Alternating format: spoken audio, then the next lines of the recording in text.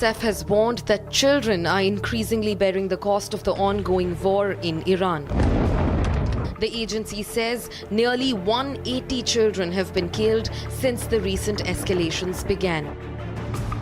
168 girls died when a strike hit the Shah Jeerat Tayyibeh Girls' Elementary School in Minab during class hours.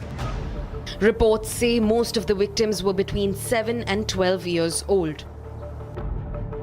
UNICEF also says 12 more children were killed in separate incidents at schools across 5 different locations. At least 20 schools and 10 hospitals have reportedly been damaged during the strikes. The deaths come amid intensifying US-Israeli strikes on Iran and Tehran's retaliatory attacks across the region.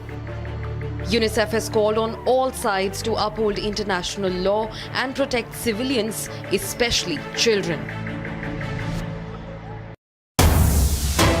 News coming in right now. IRGC says that the 22nd wave of Operation True Promise 4 began with a barrage of the Khorramshahr 4, the Khyber and the Fatah missiles targeting the heart of the Israeli-occupied territories. So this 22nd wave of attacks is here, as announced by the Iranian Revolutionary Guard Corps. And now they've in fact even mentioned about the missiles that have been deployed by the Iranians. In fact, it says that the Khorramshahr 4 has been targeting Israeli locations. In fact, it's a long-range missile, viewers. We talk about the Khorramshahr 4. It's a 1-ton warhead loaded missile, long-range one. And it also mentions of the others that have been launched in this 22nd wave of the attacks. Iran fires the Khorramshahr 4 missile along with the others, as mentioned, the Khyber and the Fatah missiles as well.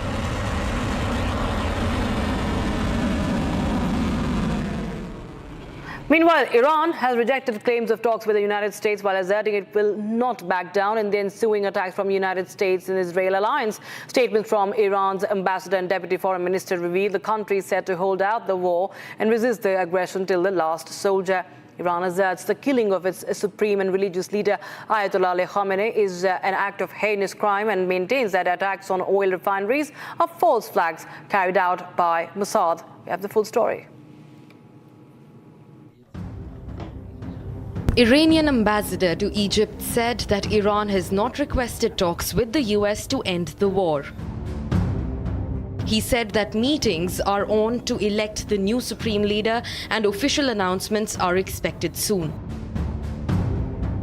Iran has asserted it will not back down and called the killing of Ayatollah Ali Khamenei a heinous crime.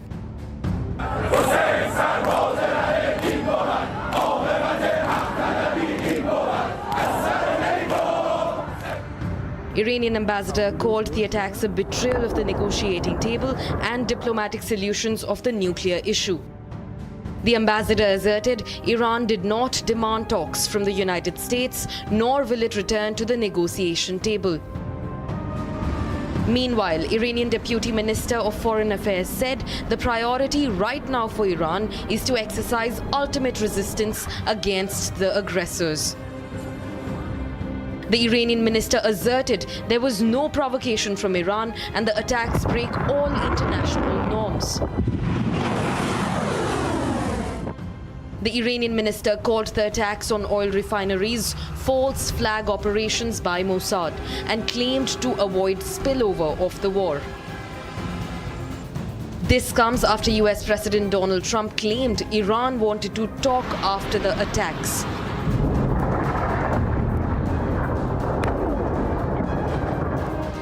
Iran has launched Operation True Promise 4 in response to the attacks and hit several US and Israeli military camps while suffering heavy damage so far. All right, viewers, with that, it's a wrap on this edition. But on the other side, we're going to tell you more details on the 30-day waiver from the United States of America for buying Russian oil amid rising conflict in West Asia.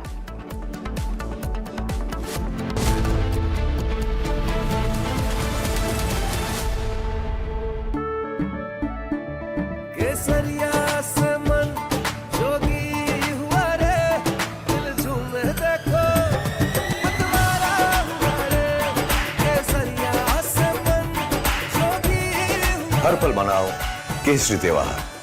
विमल, बोलो जुबान केसरी। थोड़े में ज्यादा स्वाद, यही तो है इसकी खास बात। वाओ मामा, क्या स्वाद है। अरे मेरे राजा, मसाला।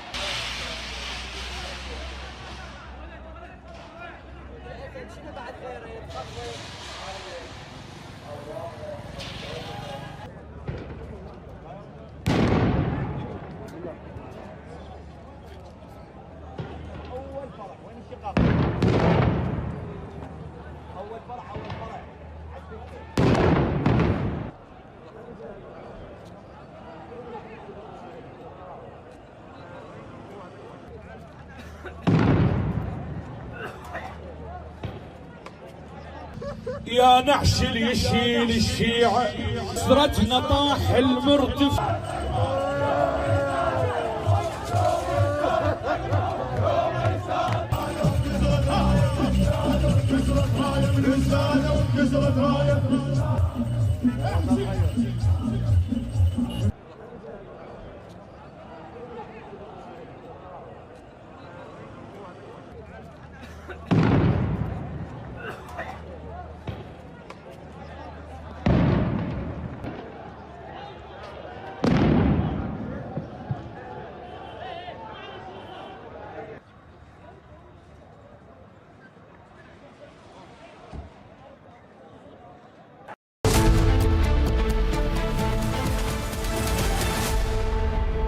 रानी, इस घर में कुछ है जो टूटता नहीं।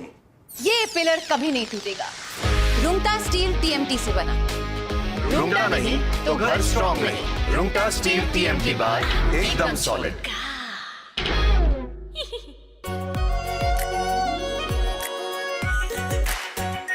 Are pure shahi paneer masala, delicious, healthy everyday.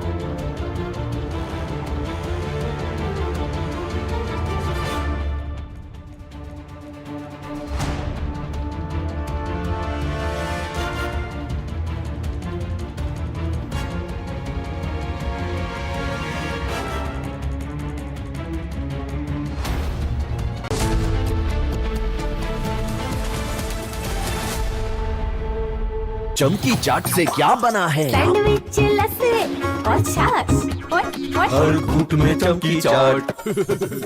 अब बताओ स्वाद आया? आया। असली स्वाद सिर्फ चंकी चाट। केसरिया से मन जोगी हुआ रे, दिल झूमे देखो मतवारा हुआ रे। केसरिया से मन जोगी हुआ। हर पल मनाओ केसरी त्योहार। विमल, बोलो जुबान केसरी। आर प्योर सूजी पास्ता उबालो मिलाओ और खाओ, 8 मिनट में तैयार। क्या टेस्ट है सबका राजा R pure masala.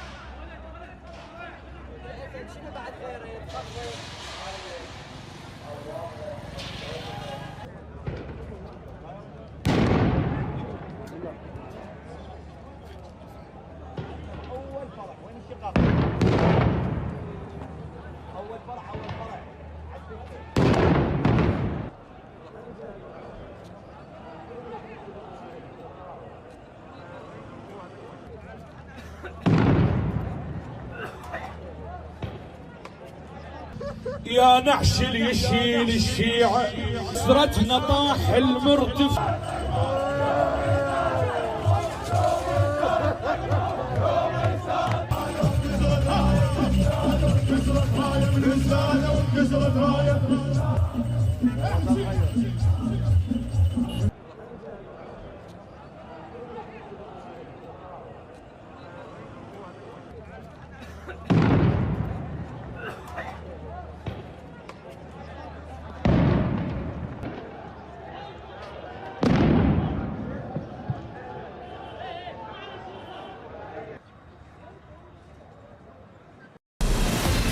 From Asia's largest news headquarters,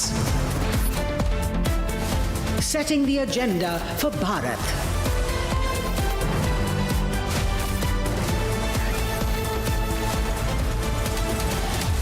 You're watching Republic.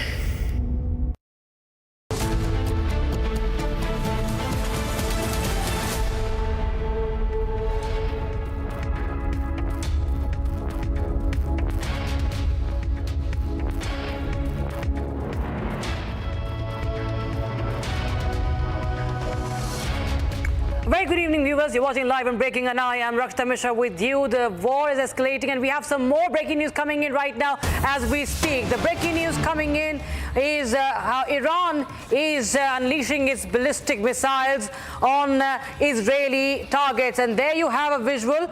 We'll just tell you about the location there, but that is a huge plume of smoke that is billowing from a location there. We'll just try and tell you more updates about, more information as to where is this visual coming from. Okay, this is Beirut. Beirut being pounded once again by the Israeli forces as the Lebanese militia, the Houthis, I beg your pardon, the Hezbollah, has its targets now being more vulnerable than other, and Beirut again bearing the brunt of having Hezbollah there. Israel now targeting more and more buildings in Beirut. In fact, more than 100 people have been killed in Lebanon as south of Lebanon as east, and Beirut city has been hit in Israeli strikes. Israel has launched huge strikes against Beirut after it ordered mass evacuation, and you can see the scale of those strikes right now on your screens. The visual coming in from Beirut, residents fleeing Lebanese capital Beirut in panic ahead of the assaults. Amid the assaults on the Hezbollah targets, Tehran continues to launch retaliatory attacks as well. But we have this visual from Beirut. This is the latest. This is the Beirut skyline after Iran launched another attack. Iran uses cluster munitions. Iran in fact has launched airstrikes on Beirut after Hezbollah fired the missiles. Hezbollah being a proxy of Iran, a terror group, the Hezbollah, Lebanese Shiite militia, and Hezbollah firing missiles across the border. And we have Israel now launching airstrikes on Beirut yet again, as it has also ordered mass evacuation of the people there.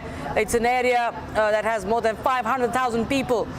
Beirut, the military of Israel had ordered entire population to be evacuated. Massive strikes against the southern suburbs of Beirut, and you see the latest visual.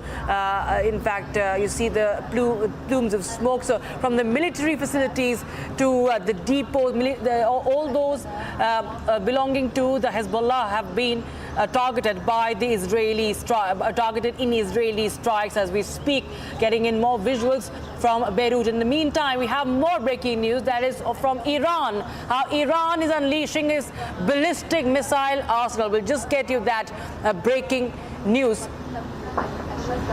So it's a video that we are now going to play out, viewers, that shows how Iranian ballistic missiles flying over the West Bank and dropping smaller bomblets which are found inside the missile. In fact, you have more visuals coming in of the cluster munitions with sub-munitions released from an Iranian ballistic missile that was fitted with a cargo warhead. And Israel has accused Iran of using cluster munitions during this war. Israel has used cluster munitions in previous wars in Lebanon.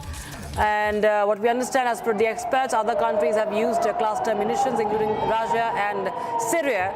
Proponents of banning cluster bombs say that they kill indiscriminately and endanger civilians long after their use. So this is the breaking news we have right now. In fact, reports suggesting how Iran is showering these cluster munitions. As you can see, they look like fireworks of sorts, but this is actually very, very dangerous. This is a cluster munition of a missile, and they are unleashing these sub-munitions from that missile, and this is an entire shower of munitions. That, of course, is very, very dangerous. As we see what happened in Tel Aviv, similar scenes in West Bank. So that's the update we're getting in right now. Okay, so there is more update that we're trying to get you from Iran. We also have a guest joining us live on the broadcast. We have defense expert Major General Sudhakarji joining us. General Sudhakarji, thank you so much once again joining us on Republic TV. So we see this mosaic defense doctrine of Iran at play over here, sir. You know, how does this really make the military more resilient if the key command centers are targeted? Also, I want to understand from you this cluster munition that is visible right now upon West Bank and other parts of Israel. How dangerous is this? Yeah, Rakshita, firstly, thank you for getting me for your show. It is very important to understand the transformation which Iran has gone through in past 8 to 9 months, but particularly from the month of January to 2026. I'm saying 8 to 9 months because the 12-day conflict which took place in June last year, if you count it from thereafter, the late Supreme Leader, he had a series of consultation with his advisory team, and they had gone in to identify, they knew that this assault was coming, and they had started preparing for it. And we need to understand, our viewers should do well to understand that Iran, as such, even today, is a theocratic society. Theocracy means that the religion is deeply entrenched. The Islamic radicalism is down to the root. While it is centralized vertical, the supreme leader has got the full control over judiciary, over defense, over the economy. It has got full control over all the industry, everything, virtually, political leadership. But in what has happened in past 8 months is there is a new format which has been introduced. That format is known as mosaic defense. It was talked about amongst very close coterie, but it came into being in the month of January because they started suspecting that this attack was imminent. Why they started suspecting? 13th of January 2026, there was a very important meeting in the White House where the Tulsi Gabbard and Pete Hegseth and Marco Rubio and host of other very senior officials were present. They gave a full presentation to Donald Trump, trying to convince him that Iran did not pose any kind of threat against USA. Therefore, plans to attack Iran should be dropped and they should focus on the ongoing conflict and the domestic issues. Somehow, while he agreed to this, but within a couple of days, the Jewish lobby being what it is the strongest lobby in USA. They had a greater sway and say. And maybe it is because of that he got swayed and he got drifted and the things changed so rapidly. There was a impromptu target which was available from the CIA and both the parties, two different operations were independently launched with different names. Israel and USA. One was Epic Fury, the other one, most of us know that, and they carried out the attack that knocked off the supreme leader and 49 senior leaders. So before that, what had happened was this mosaic defense had been introduced. What it meant was, earlier, the defense of entire Iran is to be centrally controlled by the IRGC, that is the Iranian Islamic Revolution Guard. When I say IRGC, they are the supporting paramilitary force. You will find in Wikipedia, Google and all saying they have a strength of 1.25 lakh to 1,90,000. Actually, the strength goes beyond 2,50,000 and they are always in a habit of playing down the figures. Yeah. So that is what it is. And IRGC has got a huge force. Rakshita, you must keep in mind that force is known as Baji's force. Baji's force, on paper, you will find 9 lakh. But actually on ground, there are more than 20 million. They are trained in tactics, they are trained in weapons, weapon handling. They know small team concept, they know insurgency and terrorist activities, host of other things. They are expert in cyber security, expert in electromagnetic spectrum. That is the kind of capability they have. In addition, they have the Iran army, which is around 6 lakhs or more. They have got a reservist force of 2,60,000. They have got navy, those small in size, and the Air Force. So they got decentralized. The 31 provinces of Iran, they have got grouped into 5 different zones or theaters. You call them by any name. Each of the zone or theater has got a theater commander or a supreme commander of that particular zone. He's at liberty to take a final call and fight till the end. That is the kind of delegation of authority which has taken place. And besides that, if you have time, do come back to me. I'll explain about the cluster bomb as also the surge capacity. People haven't understood the meaning of surge capacity, why Iran today is endowed and is gifted with a huge surge superiority. It can actually produce n number of kamikaze drones, which even Israel and America cannot think of. Back to you, please. Right, sir. Major General Sudhakar, just requesting you to stay on with us. We have some more breaking news coming in. The Israeli Defense Forces are releasing a footage of this strike on Ali Khamenei's underground military bunker. It's a fresh visual that we understand is being released from the Israeli Defense Forces. Now, the IDF had dismantled Khamenei's underground military bunker beneath the Iranian leadership compound, and you just see the video we're going to play out. So this was a strike on the underground bunker where a meeting was going on. The former supreme leader Ali Khamenei was taken out, was struck there. The underground bunker was destroyed. Here's a view. Here's a footage that has been released by the Israeli Defense Forces.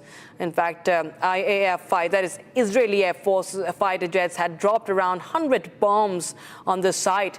IDF says was located under Iran's leadership complex in Tehran, spreading across multiple streets and including many entry points. And there were many senior members of the Iranian regime that were meeting out there in that underground bunker.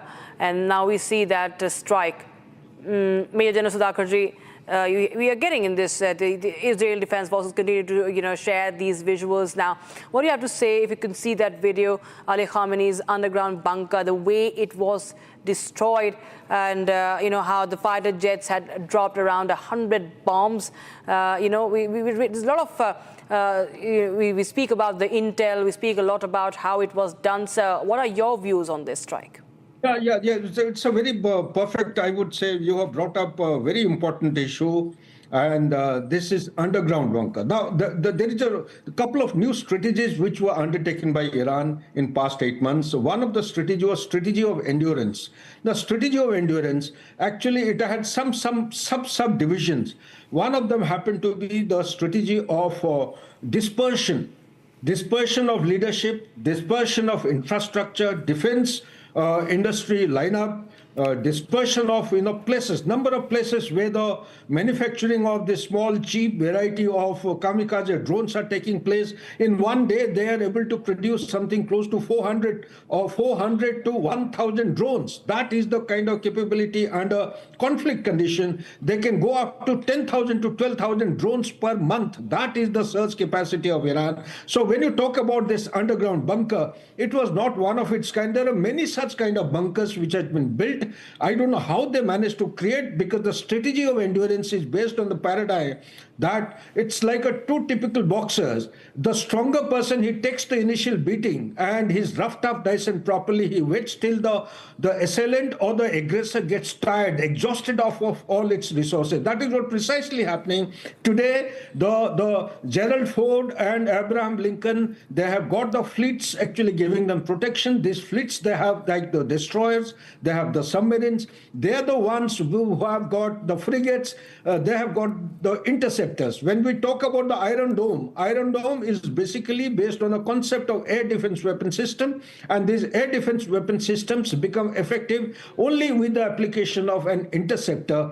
Development or manufacturing of one interceptor takes anything between 1.5 to 4 years, depending on the potential that it is expected to address against the oncoming missile.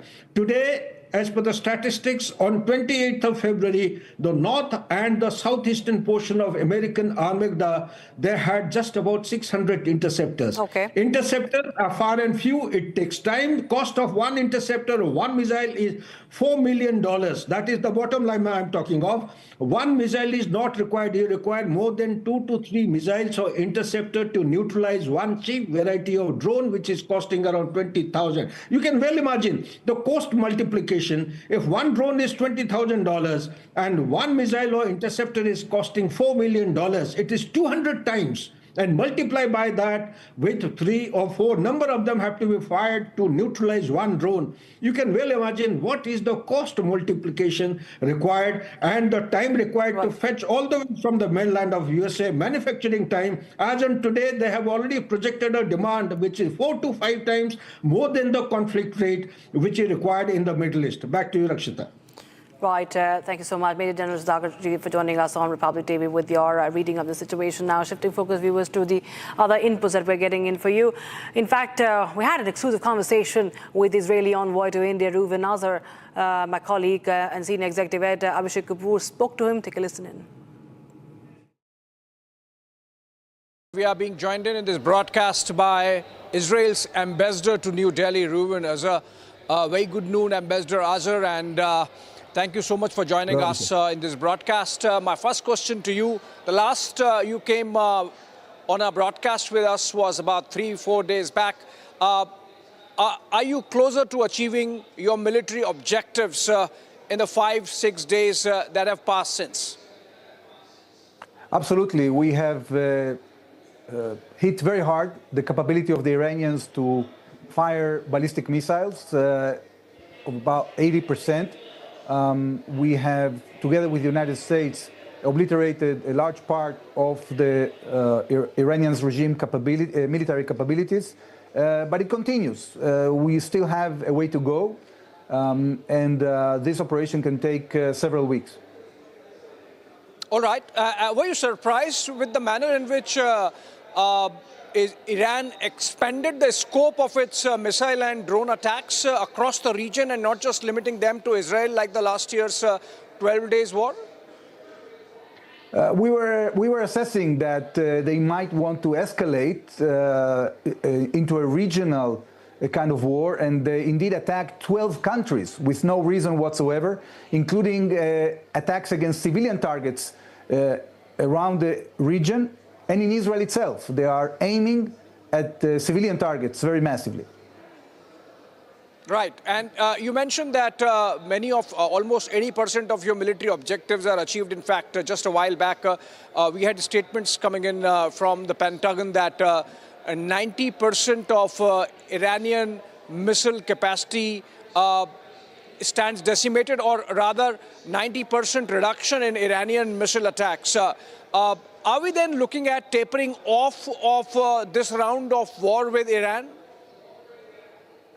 Well, it's not the same. The fact that we are concentrating on effort, you know, at the beginning we concentrated the effort against the regime's air defenses, then the Air Force, the Navy, and the ballistic missile capability, because that is creating the hardest damage on civilian targets.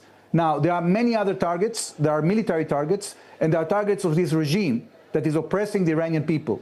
What the United States and Israel want to do is to create a situation in which the Iranian regime that has been oppressing their own people for the last few decades and also terrorizing the region in many ways and creating weapons of mass destruction, that this regime will be weakened so the Iranian people can embrace the moment and try to bring a change in the regime or a change of the regime, because we don't want to engage ourselves again in a few months or a few years in another military operation.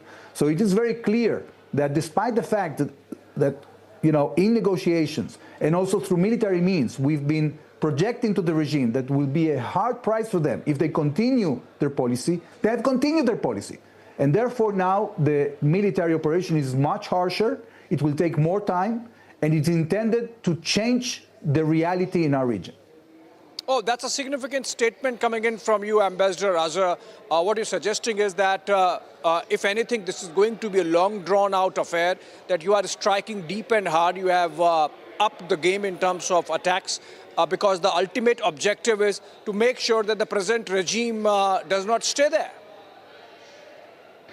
Absolutely. You know, there are two phases here. The first concentration of Israel is to neutralize the existential threats against our country. As you remember very well, Abhishek, the Iranian regime has stated time and again that it wants to annihilate us, that wants to exterminate the state of Israel, that even had a placard in one of the places in Tehran that was counting the time of Israel's existence back. And they had 2 or even 3 programs to implement that: the military nuclear program, the ballistic missile program, and the support for the terror proxies. This was a regime that was actually taking over 4 Arab countries, and thanks to the efforts of Israel in the last 2 years, we have debilitated the regime, but not enough to the extent that it will neutralize the existential threats. They were on a pace to create immunity for these programs by burying them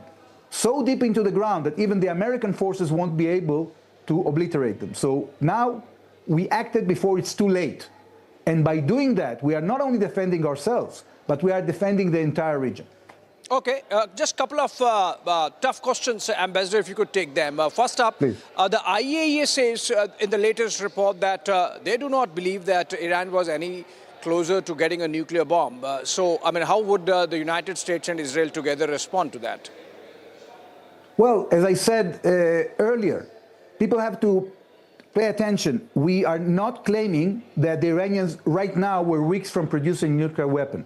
What we are saying is that the Iranians have embarked in a program to move all the capabilities into locations deep underground that would allow them a process of reconstituting all these weapons of mass destruction without any possibility for us or the Americans to intervene. And that's why we had to take action now, okay? So what we did is not actually in contradiction to what the IAEA is claiming. All right. My second question is, Ambassador Azhar, if regime change is the objective or was the objective, then we are not seeing that happening on the ground in terms of really people coming out and hitting the streets, taking down the present government and its symbols. So we are not seeing any kind of a counter-revolution or protest happening. And it's not just about us. For example, CNN, the American news station, they have sent a team, and their reports suggest that on the ground it seems everyone is just going around or going on with their life, and that there is no suggestion of any counter revolution to the effect that people are going to come out and take the regime off. Well, first of all, now we are in the midst of a military operation to obliterate military targets, and it's only natural that people will stay put in their homes because nobody wants to put himself in harm's way, and this is not our intention. The question is what is going to happen after we finish the phase of intensive military action. Whether at that point there will be some change coming from the Iranian people. We don't know that. We hope it will happen. We do not intend to invade Iran to make it happen ourselves. We are just giving an opportunity for the Iranian people to embrace this moment and get rid of this oppressive regime that has been killing them in the tens of thousands only a few weeks back. So I think it is in the interest of the regime right now to signal that everything is as usual. Things are not as usual in Iran, believe me, even if you hear it at CNN. It's not the case.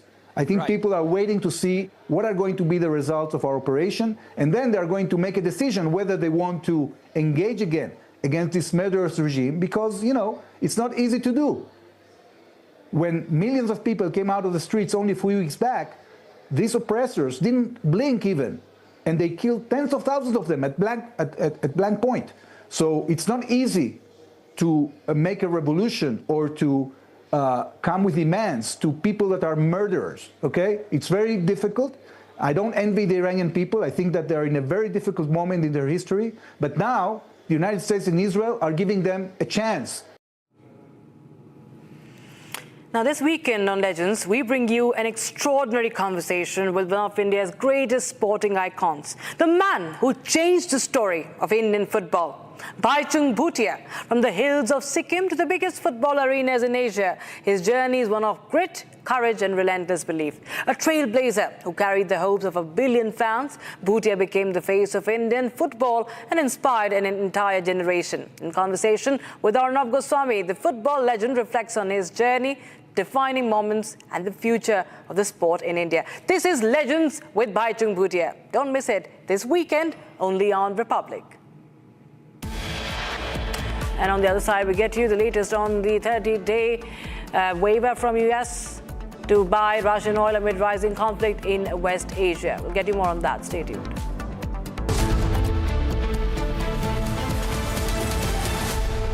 चमकी चाट से क्या बना है? आलू चाट या fruit चाट? स्वाद बढ़ाए चमकी चाट। क्या बात है? स्वादिष्ट पकोड़े और बरसान, अरे चमकी चाट है इसकी जान। असली स्वाद सिर्फ चमकी चाट। केसरिया से मन जोगी हुआ रे, दिल झूमे देखो मतवारा हुआ रे, केसरिया से मन जोगी हुआ। हर पल मनाओ केसरी त्योहार। विमल, बोलो जुबान केसरी। थोड़े में ज्यादा स्वाद, यही तो है इसकी खास बात। वाओ मामा, क्या स्वाद है? अरे मेरे राजा, सबका राजा are masala.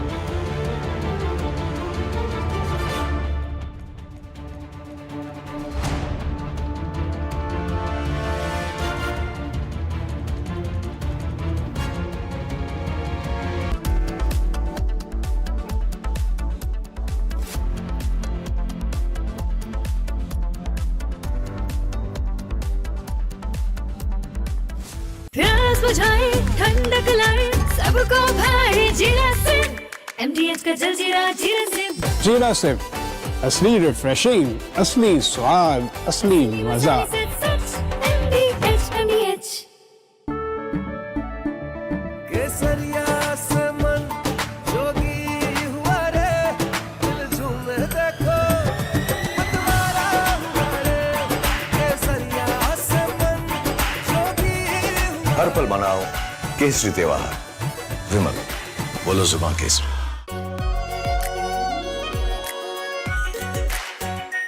Are pure shahi paneer masala, delicious, healthy everyday.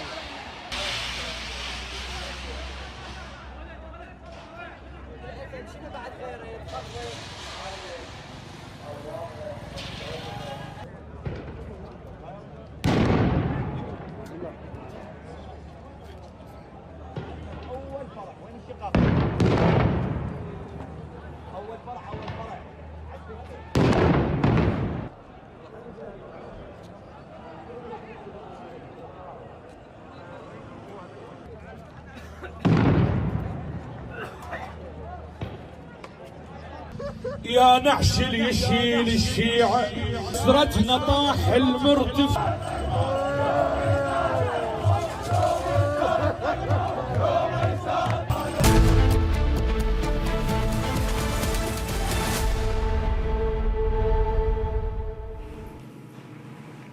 So now this weekend on Legends, we bring you an extraordinary conversation with one of India's greatest sporting icons, the man who changed the story of Indian football, Bhaichung Bhutia. From the hills of Sikkim to the biggest football arenas in Asia, his journey is one of grit, courage and relentless belief. A trailblazer who carried the hopes of 1 billion fans, Bhutia became the face of Indian football and inspired an entire generation. In conversation with Arnab Goswami, the football legend reflects on his journey, defining moments and the future of the sport in India. This is Legends with Bhaichung Bhutia. Don't miss it this weekend only on Republic TV.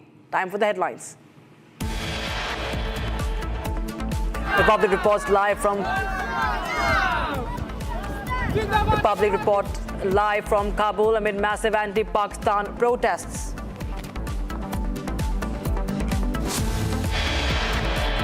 Iranian Deputy Foreign Minister accuses the Mossad of carrying out false flag operations in Cyprus.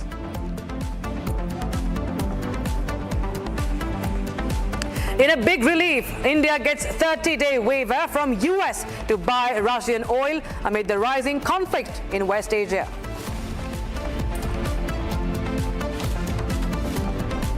एक abnormal situation है, मैं ऐसा मानता हूँ. What I consider as more worrying is the fact that this abnormalcy is becoming the new normal. Defense Minister Rajnath Singh speaks on West Asia war, terms it an abnormal situation. And Sri Lanka takes control of second Iranian vessel a day after the US submarine torpedoes the Iris Dina.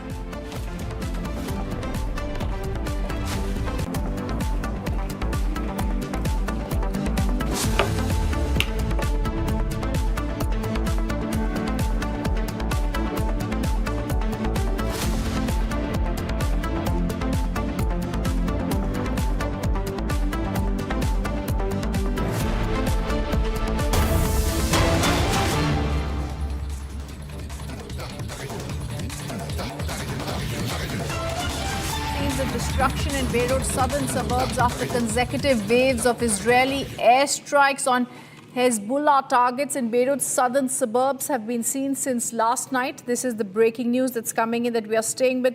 These are the scenes of destruction. Iranian launches are down in Israel. Russian oil, they are saying in India, is to the rescue. These are some of the headlines I'm reading. But right now I'm staying with these pictures that are coming in from Beirut, where we are seeing destruction after waves of Israeli airstrikes on Hezbollah targets. And this was something that was expected after Hezbollah had earlier itself joined the fight with Iran. Hezbollah's stronghold in Beirut had been stuck. We can see that trail of destruction.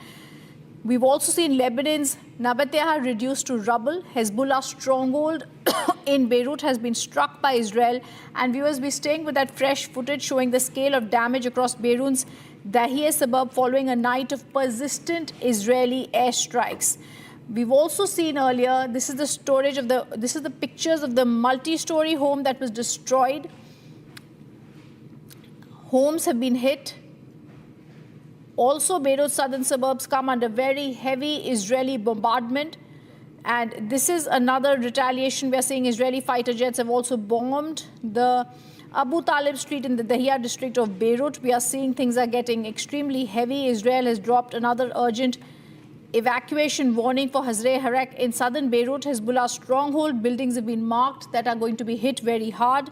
And this was something that was said earlier also. Now this footage is also coming in showing massive destruction in Beirut's southern suburbs after the Israeli airstrikes. Entire buildings have been torched. Flames are swallowing the sky. And this is what we are seeing is coming in as heavy airstrikes on the Hezbollah-controlled southern suburbs of Beirut are coming in. Residents had been ordered to leave. Iran-backed groups warning Israelis to leave town were also seen there. Airstrikes have also been happening night and day. In Beirut, half the city was under an Israeli evacuation order. Thousands had fled. Right before these blasts and these pictures that are coming in, we're telling you that there was a flight left, partially open airport in the background could be seen. Now, plumes of smoke can also be seen across the city after Israel had targeted the explosion of Hezbollah's communication devices. There were two massive Israeli airstrikes that were also seen, and this is also right now the aftermath of the strike can be seen.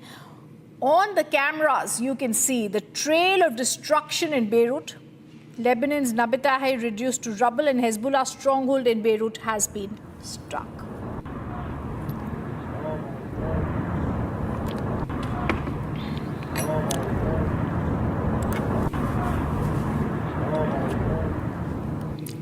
Iran has meanwhile launched Khorramshahr 4, Khyber and Fataha missiles in the 22nd wave of Operation True Promise.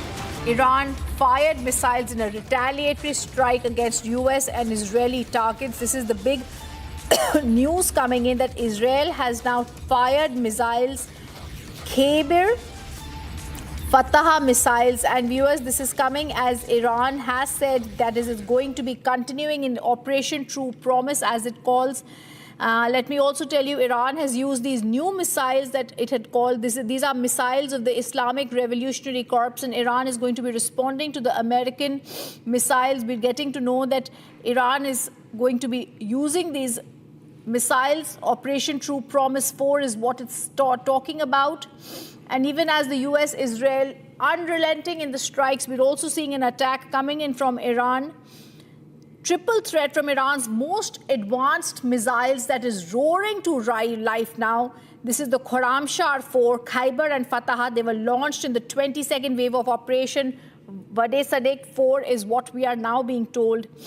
And this is the latest information that we're getting about these three new most advanced missiles of Iran that have now roared to life. Iran has put them into action.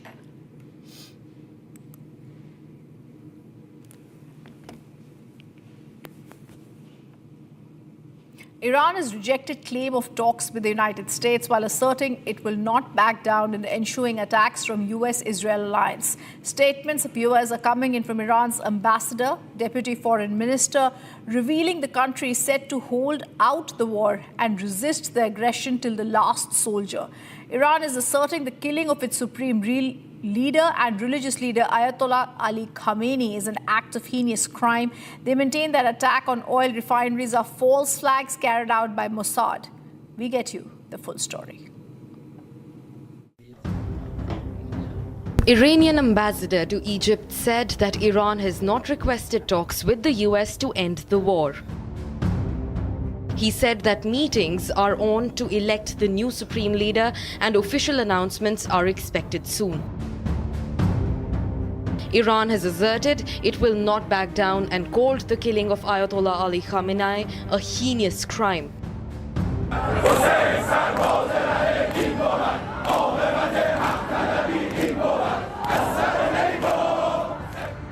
Iranian ambassador called the attacks a betrayal of the negotiating table and diplomatic solutions of the nuclear issue. The ambassador asserted Iran did not demand talks from the United States, nor will it return to the negotiation table. Meanwhile, Iranian Deputy Minister of Foreign Affairs said the priority right now for Iran is to exercise ultimate resistance against the aggressors. The Iranian minister asserted there was no provocation from Iran and the attacks break all international norms. The Iranian minister called the attacks on oil refineries false flag operations by Mossad and claimed to avoid spillover of the war. This comes after US President Donald Trump claimed Iran wanted to talk after the attacks.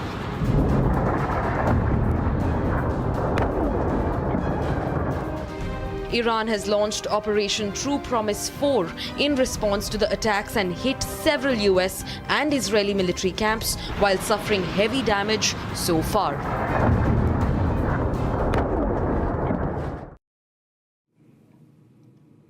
Mumbai firer Dikshit Solanki was killed in missile strike on oil tanker in Strait of Hormuz. Father of Dikshit Solanki speaks to Republic. He's pleading to the government of India for help bringing the mortal remains of his son back to India.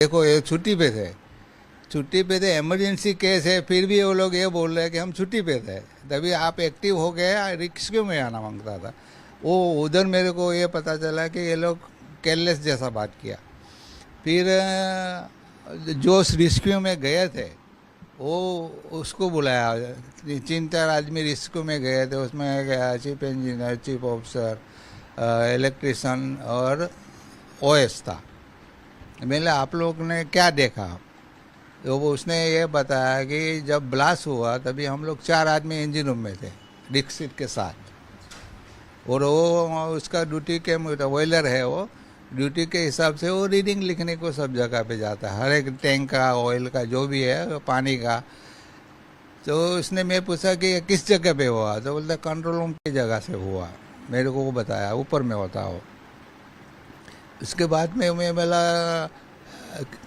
होने के बाद क्या हुआ बोलता हम लोग 3 आदमी तो ऊपर इमरजेंसी स्केप से निकल गए तो कोई भी जाएगा लेकिन वो टाइम पे डिक्सिट का क्या हुआ वो किसी को पता नहीं ऊपर पे जाके मास्टर या जो भी हेड है उसने हेड काउंट किया कि भाई कितने लोग है इधर प्रेजेंट में तो उसमें एक आदमी मिसिंग था मिसिंग होने के बाद वो लोग बोलते हैं कि हमने रेस्क्यू किया कि ऊपर टॉप से बॉटम तक सबको देखा कि दीक्षित कहाँ है कोशिश की 100% की होगी उसके बाद में इंजन रूम में अभी बचा इंजन रूम जहाँ वो काम कर रहा था अंदाजा तो वही था तो वो इंजन रूम में रेस्क्यू करने के बहुत ढूंढा तभी मैं समझ गया कि एक्सप्लोजन में मेरे लड़के को कुछ हो गया है इसलिए लोग को नहीं मरा फिर वो लोग बोलता है कि ढूंढते हम लोग बहुत कोशिश किया ऑयल गिर रहा था ऑयल एक्सप्लोजन हो गया था पूरा इंजन रूम फ्लडिंग हो गया था बोलते सेकंड मैनेजर गया ढूंढते ऐसा गया कि कॉर्नर में ऊपर चढ़ के देखा तो अंदर में बॉडी पड़ा हुआ था तो मैं बोला बॉडी पड़ा था तो कि वो बॉडी एक्सप्लोज नहीं हुआ था बोलता नहीं हुआ था इतना जोर तो मैंने अंदाजे से ये बोल रहा हूँ कि ये क्या बोल रहे हैं लोग। फिर बोलते हैं हम लोग को वो फंसा हुआ था, निकलने की कोशिश किया, आधा 1 मीटर लिया भी ऊपर। अभी मेरा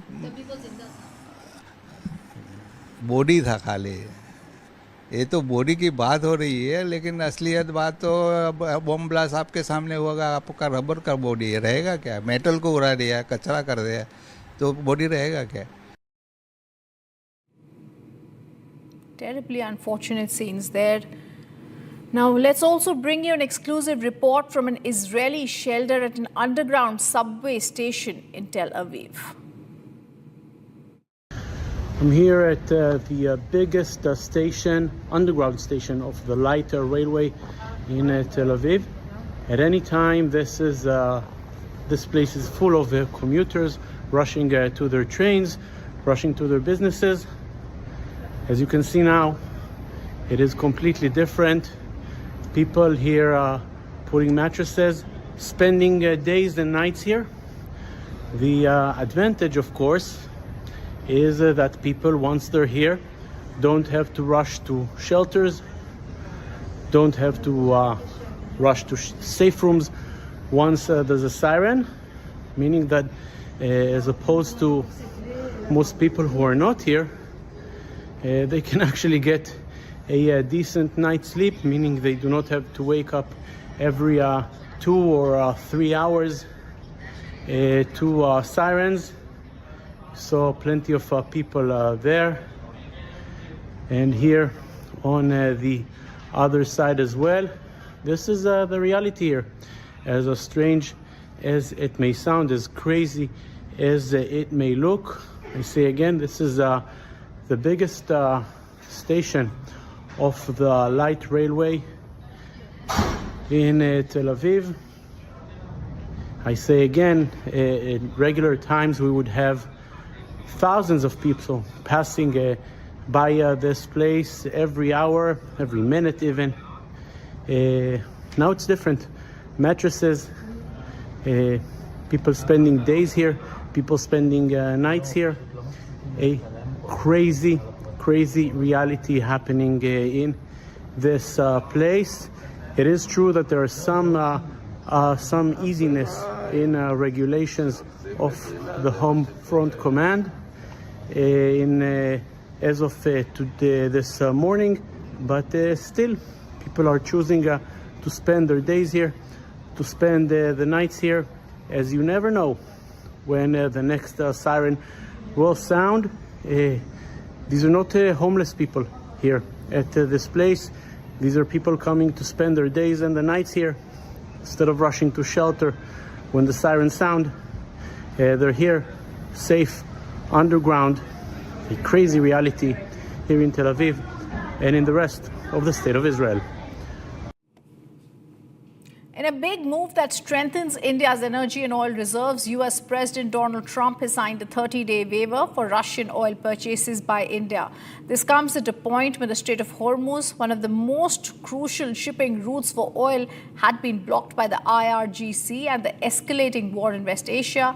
However, the Indian government is assured there will be no rise in prices, insulating the economy from shocks.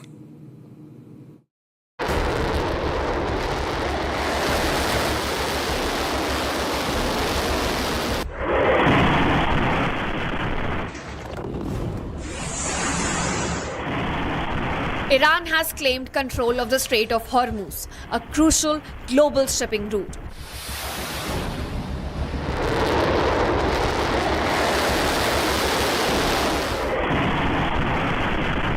It has firmly said vessels allied with the US and Israel will be attacked if they attempt to cross the region. While most of the world is now reeling from surging oil prices, India remains resilient. We have a diverse supply chain for energy and do not rely only on the Strait of Hormuz. Our ties with Russia are strong, and so is the oil supply. Resolution is always through negotiations. The conflict should stop as soon as possible. How long this conflict is going to continue, sir? How long? I have no idea. This is a question to the U.S. We have always been open towards supplying oil. As per reports, 2 Russian tankers carrying a combined 1.4 million barrels of crude which were bound for East Asia have now diverted to India. The Indian government is rallying to insulate the economy from further expected shocks.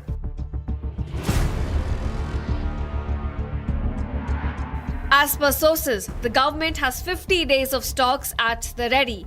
Further, they are assuring that there would be no increase in prices. As per government sources, India is in a very comfortable position in energy security and stocks are being replenished every day. India's friendly ties with Russia have proven to be a silver lining once again. Meanwhile, Russian President Vladimir Putin has stated that European leaders have only themselves to blame for their energy situation.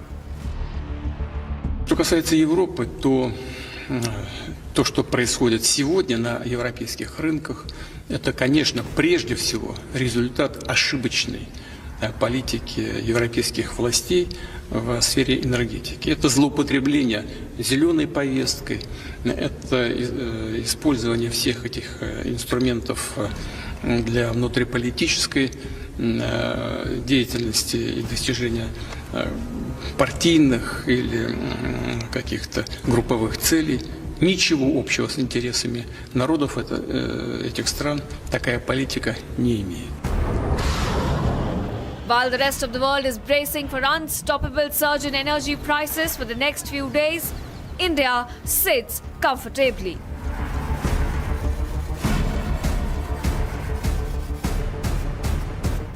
UNICEF has also raised the alarm over the rising death toll of children in the ongoing war involving Iran, warning that minors are increasingly paying the price of the escalating conflict. According to the UN agency, 180 children have been killed in this war since the latest wave of attacks began, with many more injured.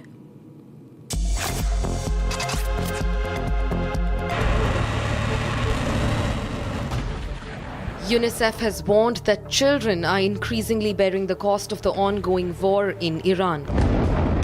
The agency says nearly 180 children have been killed since the recent escalations began. 168 girls died when a strike hit the Shah Jeerat Tayyibeh Girls' Elementary School in Minab during class hours. Reports say most of the victims were between 7 and 12 years old. UNICEF also says 12 more children were killed in separate incidents at schools across 5 different locations.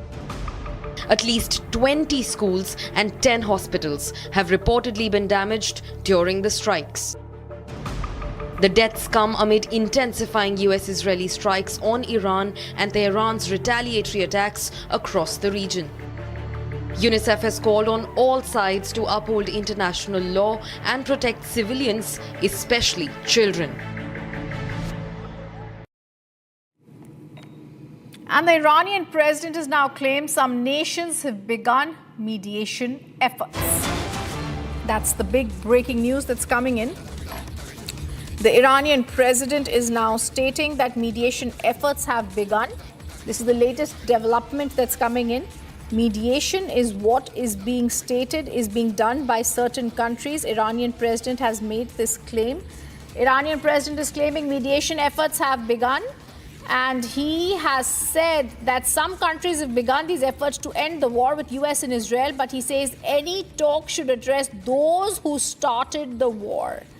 This is the big breaking news as Iranian President Masoud Pezeshkian has now come out and said some countries have begun the mediation efforts. But he says, let's be very clear. We're committed to lasting peace in the region, and yet we have no hesitation in defending our nation's dignity and sovereignty. Mediation should address those underestimated, the Iranian people, and those who ignited the conflict. This is the news that's coming in And this is what he has now stated. This is the breaking news coming in. He says any talk should be addressing that. The Iranian president has now spoken, and he has said that if there are any people who want to speak on the mediation, then they also have to realize that they did not begin the war, and any efforts that are there on this particular process should also realize that the other side will have to sit down. They're saying we were only defending our nation's dignity and sovereignty, and those who underestimated the Iranian people and ignited this conflict should not have done so.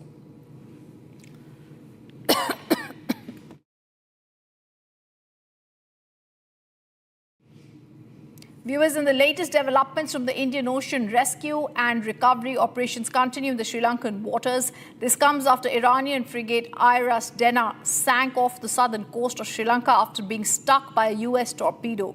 Indian Navy has also stepped in for the rescue operations.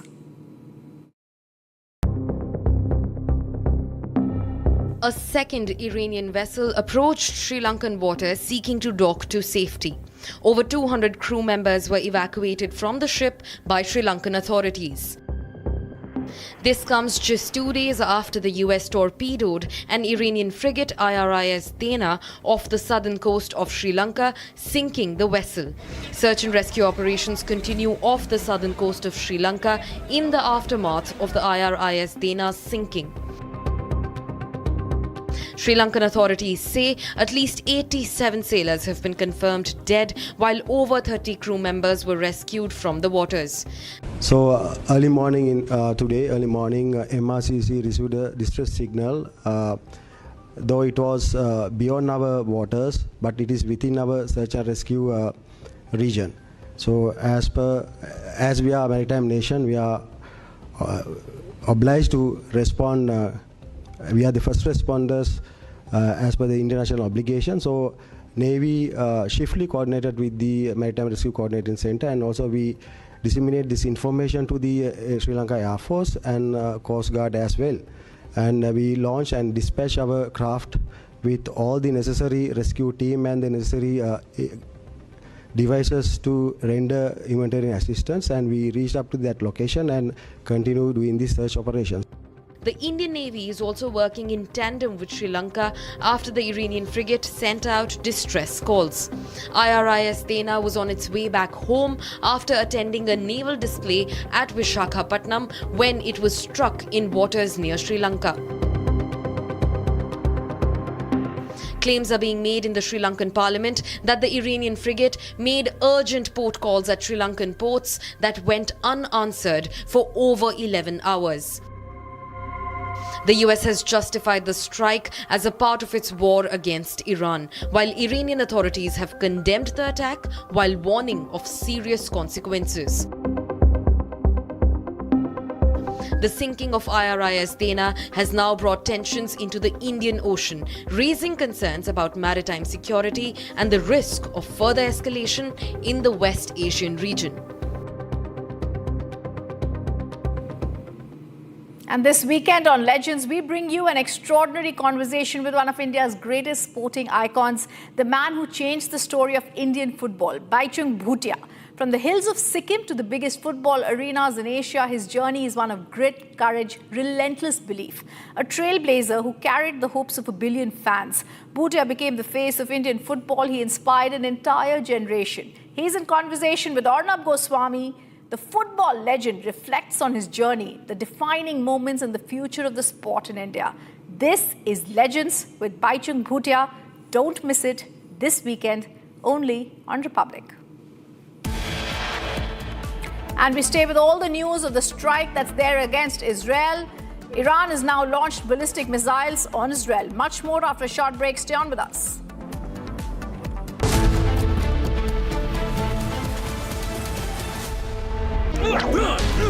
Please stop! झुमका तेरा झुमका तेरा झुमका Not there. मेरा counter top टूट जाएगा. तेरा झुमका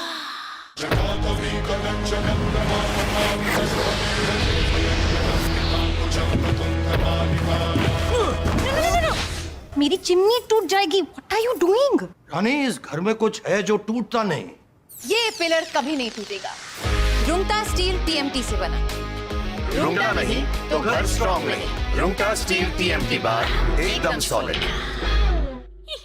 आर प्योर सूजी पास्ता उबालो मिलाओ और खाओ 8 मिनट में तैयार। क्या टेस्ट है सबका राजा आर प्योर मसाला।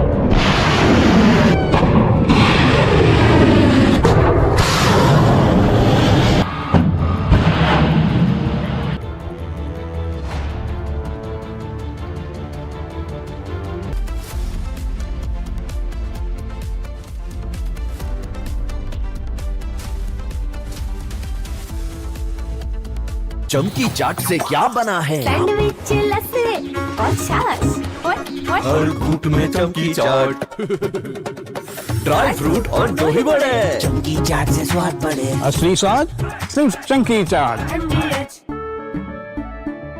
केसरिया से मन जोगी हुआ रे, दिल झूमे देखो मतवारा हुआ रे।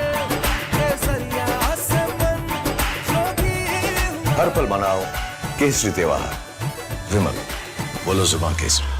थोड़े में ज्यादा स्वाद यही तो है इसकी खास बात। वाओ मामा क्या स्वाद है। अरे मेरे राजा का राजा R pure masala.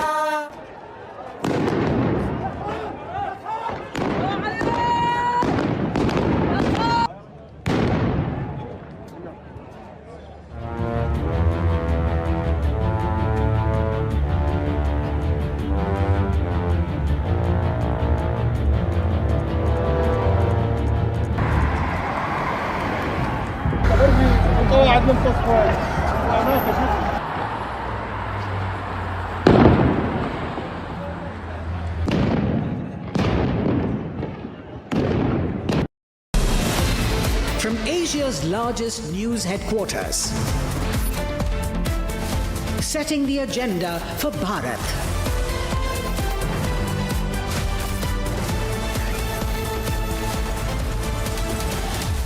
You're watching Republic.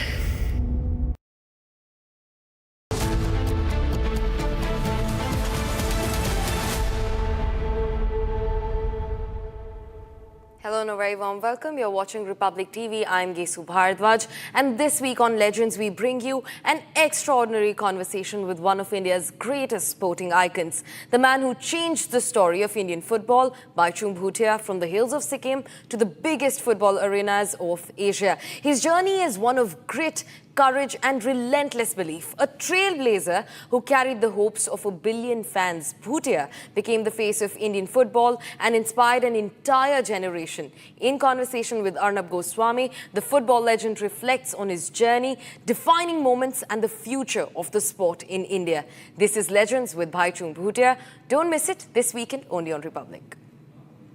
For now, let's take a look at the headlines for this hour.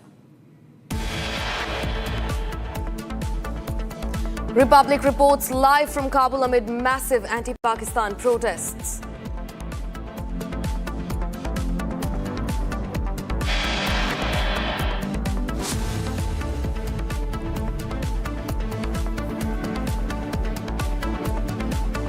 Iranian Deputy Foreign Minister accuses Mossad of carrying out false flag operations in Cyprus.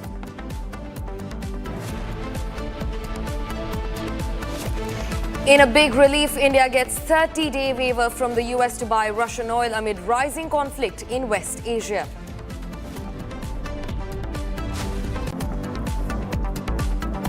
Abnormal situation है, मैं ऐसा मानता हूँ.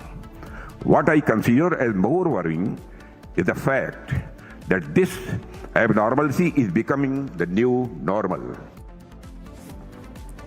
Defence Minister Rajnath Singh speaks on the West Asia war, terms it an abnormal situation.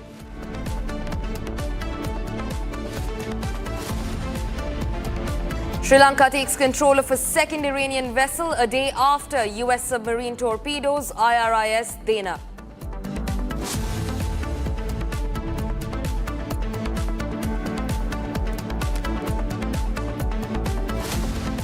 Viewers, now as the war escalates in West Asia, Republic spoke to top diplomats across the world to get their view on the ongoing situation. Take a listen to what these different diplomats have to say about the war that's ongoing in West Asia. With the current prevailing situation between the Iran war, the Ukraine war, and the world divulging itself into greater conflicts every day, is the energy security of the European nation vis-a-vis Estonia being compromised somehow? I must say that we have worked hard during last years to be more independent and self-sufficient in terms of energy and energy security. We have worked together very closely with our Nordic Baltic neighbors.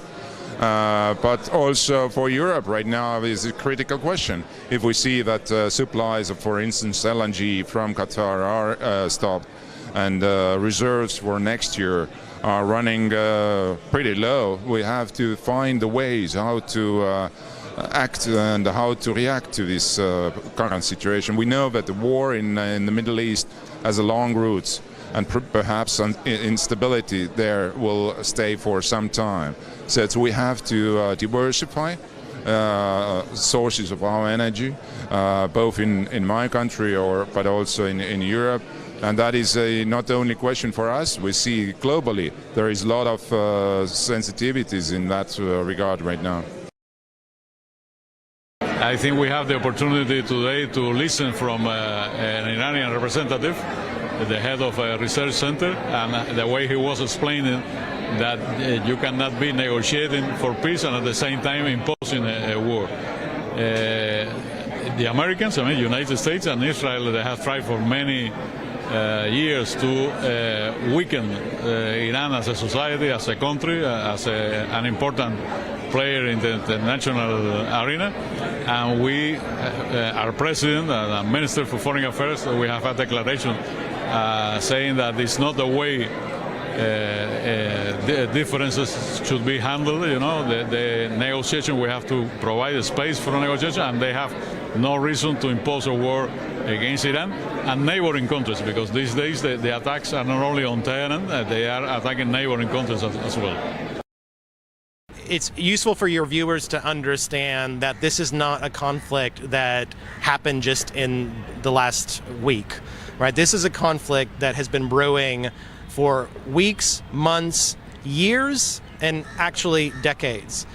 In the more immediate term, we know that the U.S. was building its assets, its military assets in the region for several weeks now, and that means that markets have been pricing in the probability of a conflict. Of course, it's always hard to get that right, but there's a reason why we don't see massive spikes in volatility in global equity markets. Obviously, we see some volatility, but it's not catastrophic. Of course, we see increases in oil and gas prices. That's to be expected, in particular because of Iran's control and closure of the Strait of Hormuz. But we have to ask ourselves, how long will that persist? We see on a daily basis that Iran's military and naval capabilities are being seriously depleted. And that means that its capacity to control that very important shipping lane through the Strait of Hormuz will be diminished, and possibly it will open up in a matter of days rather than a matter of weeks. The other thing to remember, too, is that only 20% of oil and gas supplies come through the Strait of Hormuz. Now, that is significant. That can cause a lot of market uncertainty, but that still means that there's 80% of markets that are serviced by other and supplied by other parts of the world, and those other parts of the world can increase production. We also know that Saudi Arabia has started to transport via the Red Sea. And so I don't see any major supply constraints. We also have been told that Russia is allowed to export some oil and gas to Indian refineries, and that should ease price constraints and supply constraints here in India as well. Viewers, now quickly shifting focus to another facet of the war. Now, the US media has claimed that Russia is giving intelligence to Iran to target American sites. That's a big breaking development that we're tracking at this hour, where US media is now saying that Moscow is sharing intelligence with Tehran to target American sites. Now, this comes in the middle of various US sites, military establishments being completely ambushed by Iranian missiles, and now US media has stepped forward claiming that it's Russia that is actually sharing the intelligence of US bases with Iran amid the ongoing conflict. Now remember, this is a protracted conflict that has broken out in West Asia, and big claims are being made by the US media now, which says that Russia is sharing intelligence with Iran regarding US military bases that have been struck in the 7 days of the ongoing war. Viewers, a war has multiple facets, and one of those in the latest developments comes from the Indian Ocean, where rescue and recovery operations are continuing in the Sri Lankan waters. Now, this comes after an Iranian frigate, IRIS Dana, sank off the southern coast of Sri Lanka after being struck by a US submarine torpedo. Now, the Indian Navy has also stepped in for the rescue operations. Here's all that you need to know about the story so far. A second Iranian vessel approached Sri Lankan waters seeking to dock to safety. Over 200 crew members were evacuated from the ship by Sri Lankan authorities. This comes just 2 days after the US torpedoed an Iranian frigate, IRIS Dana, off the southern coast of Sri Lanka, sinking the vessel. Search and rescue operations continue off the southern coast of Sri Lanka in the aftermath of the IRIS Dana's sinking. Sri Lankan authorities say at least 87 sailors have been confirmed dead, while over 30 crew members were rescued from the waters. So early morning, MRCC received a distress signal, though it was beyond our waters, but it is within our search and rescue region. So as we are a maritime nation, we are obliged to respond. We are the first responders as per the international obligation. So Navy swiftly coordinated with the Maritime Rescue Coordinating Center, and also we disseminate this information to the Sri Lanka Air Force and Coast Guard as well. And we launch and dispatch our craft with all the necessary rescue team and the necessary devices to render humanitarian assistance, and we reached up to that location and continue doing this search operation. The Indian Navy is also working in tandem with Sri Lanka after the Iranian frigate sent out distress calls. IRIS Dana was on its way back home after attending a naval display at Visakhapatnam when it was struck in waters near Sri Lanka. Claims are being made in the Sri Lankan parliament that the Iranian frigate made urgent port calls at Sri Lankan ports that went unanswered for over 11 hours. The US has justified the strike as a part of its war against Iran, while Iranian authorities have condemned the attack while warning of serious consequences. The sinking of IRIS Dana has now brought tensions into the Indian Ocean, raising concerns about maritime security and the risk of further escalation in the West Asian region.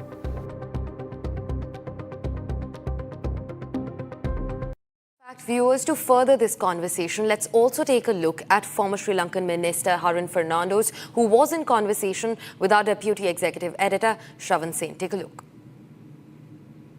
Sri Lankan government has not made any significant real detail into this incident, whether they were prior noticed about it. And Sri Lankan people and also the opposition parties as well as political analysts are kept in the dark at this moment, at this hour, just to see whether this was informed to Sri Lanka before, or was there any agreement that Sri Lankan government has gone with maybe India or United States with regards to this, and also whether we have any concrete evidence or any concrete position of the Sri Lankan government to say that this would not happen again in our waters, in our economic zone. And as you know, Sri Lanka is based on a big maritime operation, like so many vessels, cruise ships, oil tankers, a lot of them pass through Sri Lanka waters, and it's a very strategic location, the Sri Lankan port. Therefore, we are very concerned, with grave concern that Sri Lanka is having,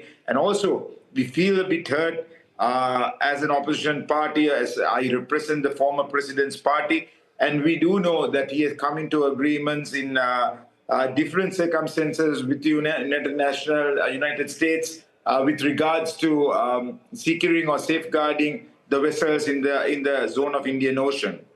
But Mr. Fernando, I believe that as a member of the parliament, you would have been told about what really happened that day, because if it is true that the Iranian ship had made a request to authorities in Sri Lanka for a safe passage and hoping that they would get some sort of protection from the Sri Lankan Navy, then the bigger question emerges, why is it that your government did not allow? Well, this is the question that was asked in Parliament. There were a few MPs in the opposition yesterday claiming, opposition MPs claiming that the distress call has happened a long time before, and unfortunately they have not responded. The Sri Lankan government has not responded until the last minute. So therefore there are different claims. The authenticity of these claims is yet to be evaluated.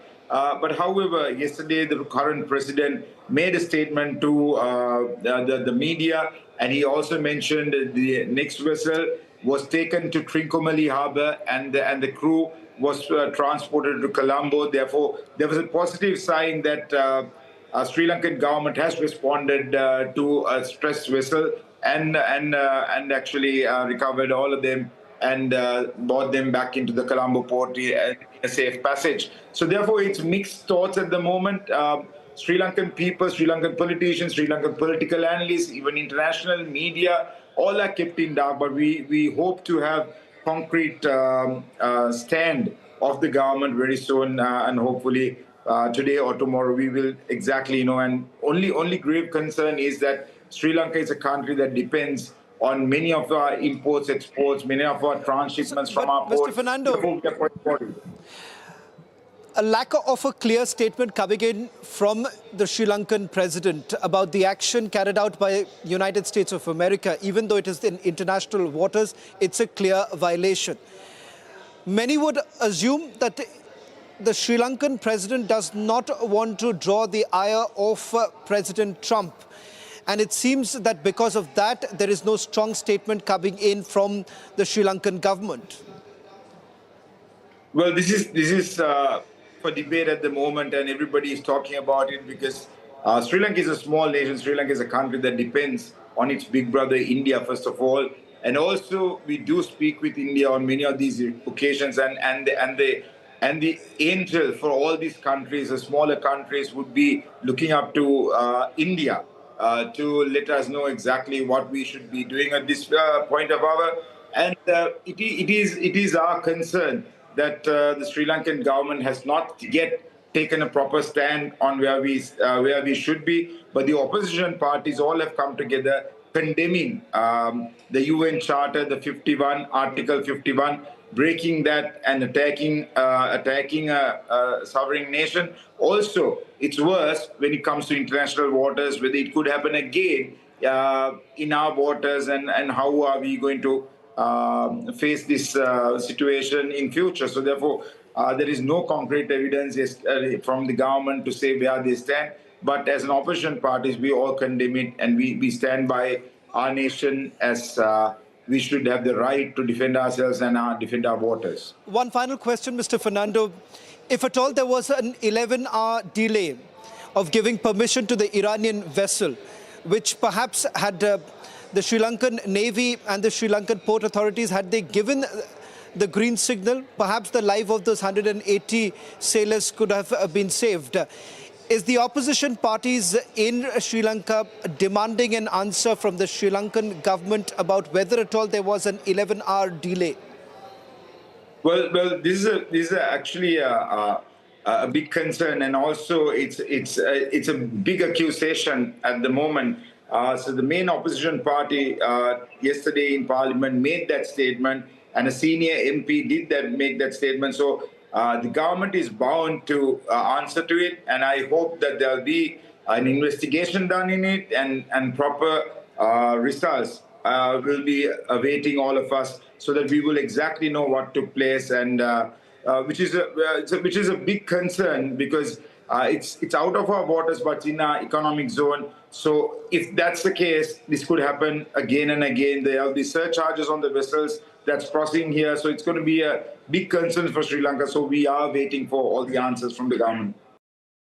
Viewers, now quickly shifting focus to another breaking development that we're getting at this hour. Now, an Iranian warship has caught on fire in the Persian Gulf. We do not know the reason behind the fire yet, and we will get you the visuals just shortly. But an Iranian warship in Persian Gulf has caught on fire. It's been engulfed in flames in the Persian Gulf. Now, remember, this comes amid growing tensions between Iran and Israel in the ongoing war in West Asia. These are the visuals on your screens. Right above the waves, you can see huge plumes of smoke arising from that Iranian warship that has been set on fire. Now, the exact reason behind this ship being ablaze in the Persian Gulf is not known as of yet, but this could also be a strike from the enemy in question, Israel and the US. This could also be a malfunction very easily, but for now, the exact reason is not known. This is the visual that's come in just a few minutes back, and you're seeing it first on Republic,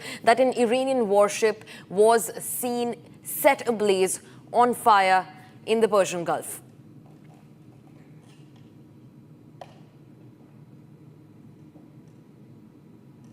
Viewers, now shifting focus to another breaking development. There are reports that are going around claiming that Israeli Finance Minister Bezalel Smotrich's son has been wounded during the Israeli Defense Forces operations on the Lebanon border on Friday. Now remember, this comes as the IDF continues its ground and air operations deep inside the Lebanese territory.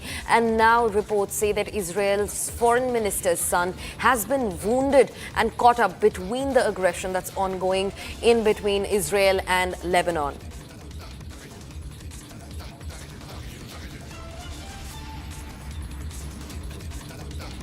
Viewers, that's all that we could wrap on this edition of the News Bulletin. But don't go anywhere. On the other side, we're also getting you details on how Iran has launched ballistic missiles on Israel and what that's looking like. Stay tuned to Republic TV.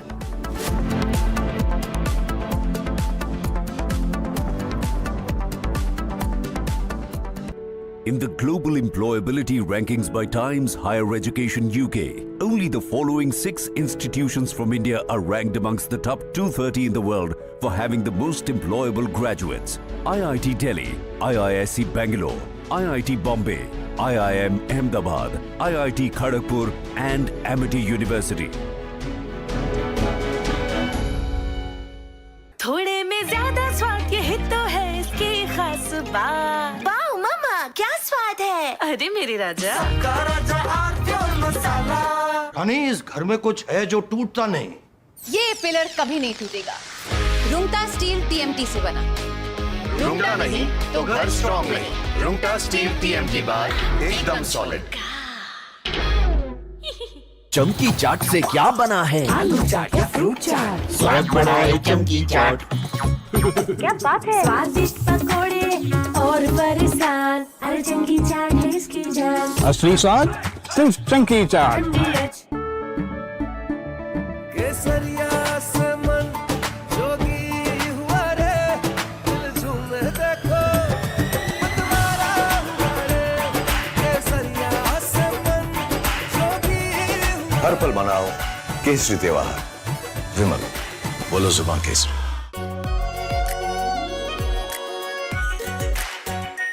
Are pure shahi paneer masala, delicious, healthy every day.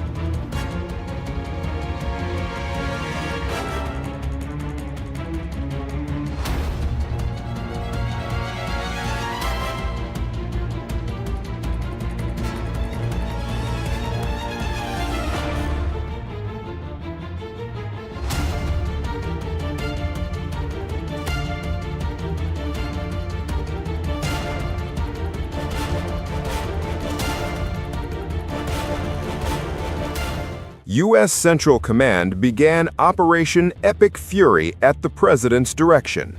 The goal was to dismantle Iran's security structure and remove imminent threats.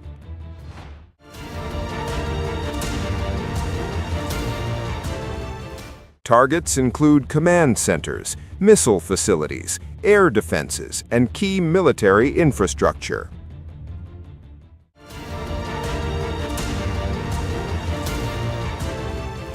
From stealth bombers to missile defense systems, the U.S. deployed air, naval, and surveillance power across the region.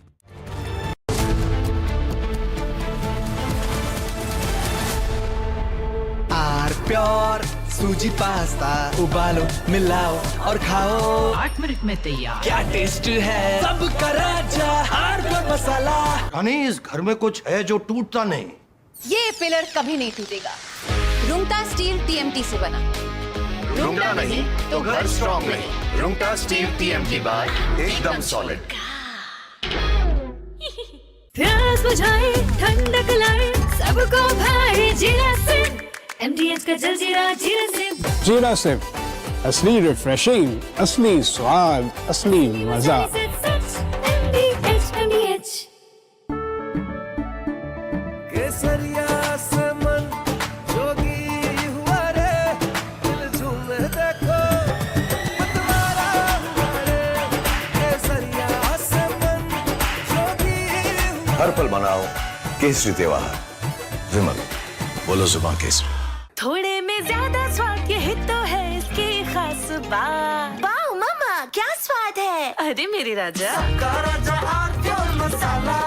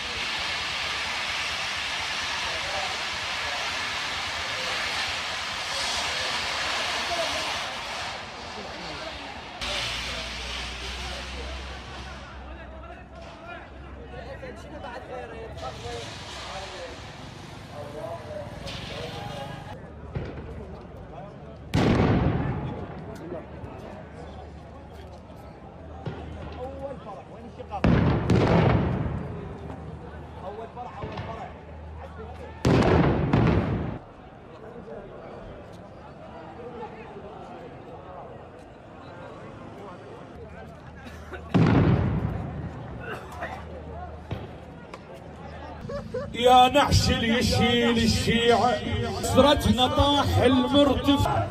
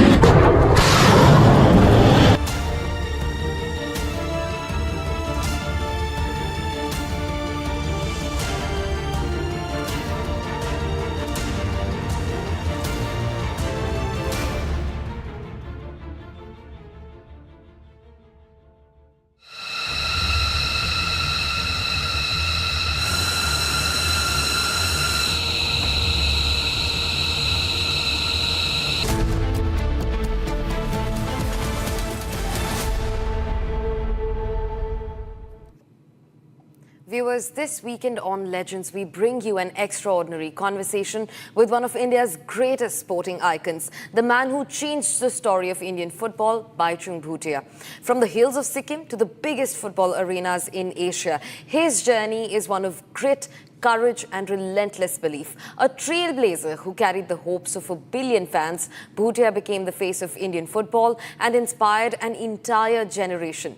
In conversation with Arnab Goswami, the football legend reflects on his journey, defining moments and the future of the sport in India. This is Legends with Baichung Bhutia. Don't miss it this weekend only on Republic. For now, let's take a look at the headlines for the hour. Iran launches Khorramshahr, Khyber and Fatah missiles under Operation True Promise 4. Republic reports live from Kabul amid massive anti-Pakistan protests.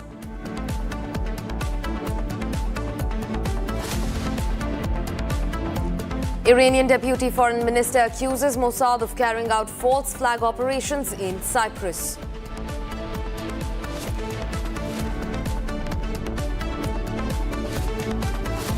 In a big relief, India gets 30-day waiver from the US to buy Russian oil amid rising conflict in West Asia.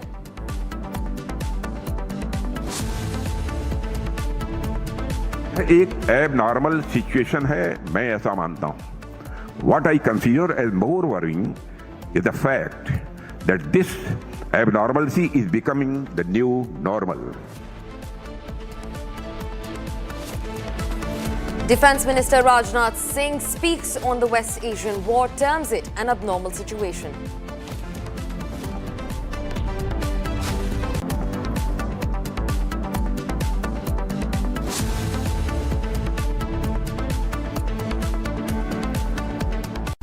Viewers, now quickly shifting focus from the war for a hot minute, we're looking at some breaking developments that are coming in from Nepal now, dealing a crushing blow to Nepal's old guard parties. The Rashtriya Swatantrata Party, led by former rapper-turned-politician Balendra Shah, has secured early leads in nearly 100 out of the 165 constituencies following Thursday's elections, the first since the Gen Z revolt helped fall the government led by veteran communist leaders KP Sharma Oli. As vote count continues nationwide, the RSP candidates seem far ahead of traditional parties such as the Nepali Congress, the CPN, UML and the NCP. Now Shah himself appears to be rapidly inching closer to victory in Japa 5, where Oli is still trailing far behind with a huge margin of around 9,000 votes as of Friday evening. We're seeing the winds change in Nepal. Now remember, after the unrest, the Gen Z protests that toppled the Nepali government, we now have the Rashtriya Swatantrata Party, which is being led by former rapper, now turned politician Balendra Shah, seeming to have secured an early lead in nearly 100 seats out of the total 165 constituencies. Now, this comes after Thursday's elections, the first phase of counting that has begun, and this is the first since the Gen Z revolt helped fall the government, which was led by veteran communist leader KP Sharma Oli. In fact, Oli himself is inching way behind in various constituencies, especially his own. And now the RSP candidates seem far ahead of traditional parties, including the Nepali Congress, the CPN, UML and the NCP. In fact, Shah himself appears to be rapidly inching closer to victory in Jhapa 5, where Oli is still trailing behind with a huge margin of about 9,000 votes as of Friday evening. In fact, joining us live is Surendra Fual from Nepal, our colleague who gets us more details into the matter. Surendra, speak to us about the changing winds in Nepal. You know, Gen Z first toppling the government, sure, but now a rapper turned politician, Balendra, is being, trusted to take the country forward. Yes, strange things have happened in Nepal, like many observers see it that way. And the old guard political parties are pretty much, gone now from the scene. They are, trailing far behind the Rashtriya Swatantrata Party, led by former rapper Balendra Saha and former TV host Ravi Lamichhane. So they, as of now, as the vote counting progresses, the party, RSP, has already taken lead in more than 100 seats, 100 constituencies out of 165.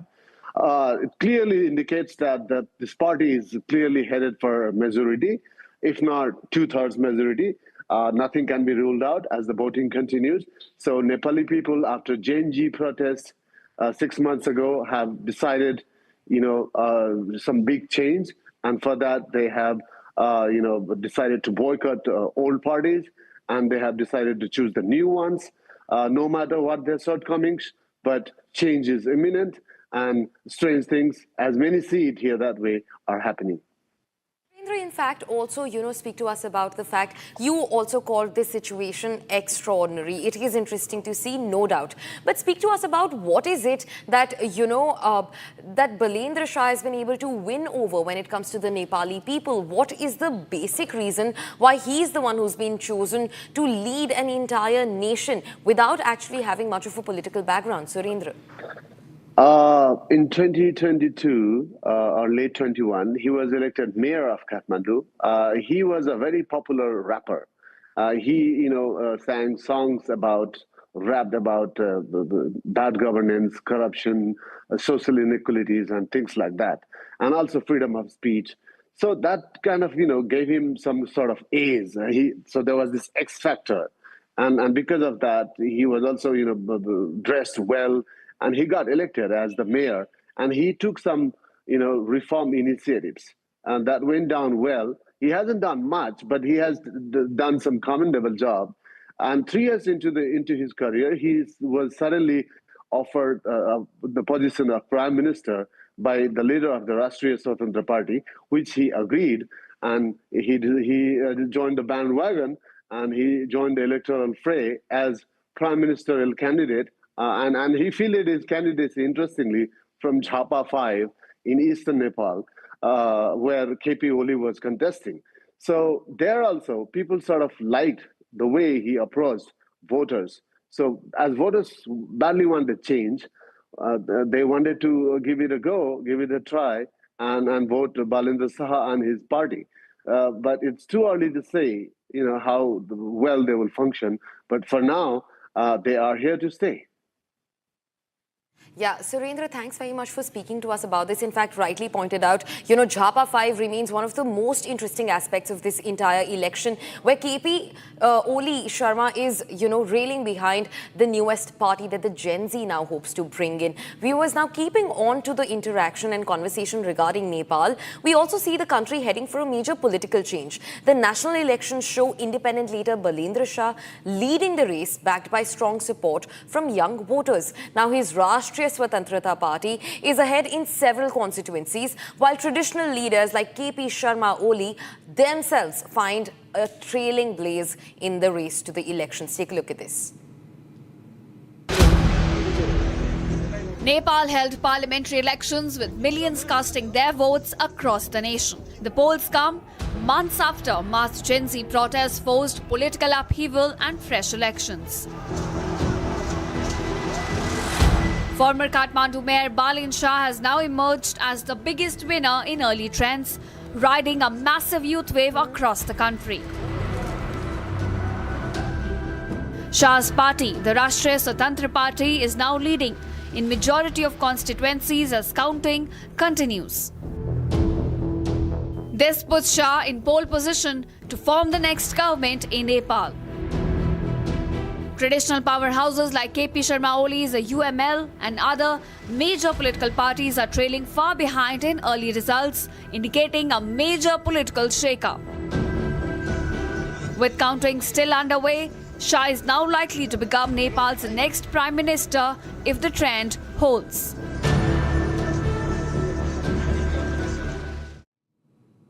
Viewers, now quickly shifting focus, we're also getting in some fresh visuals that have been released by the US's Central Command that shows the country's combat power amid the US and Iran war. Now take a look at the visuals on your screens that have been released by US's CENTCOM, the Central Command that shows its air superiority, its combat superiority amid the ongoing situation that's escalating with US and Israel on one side and Iran on the other in West Asia. Now these are the visuals on your screens. These have been released by US's Central Command, and this also shows American combat power, their air supremacy, their military supremacy in the face of a war that America is deeply embroiled in the West Asian region against Iran, shouldering Israel and backing Israel in its efforts to actually topple the regime in Iran.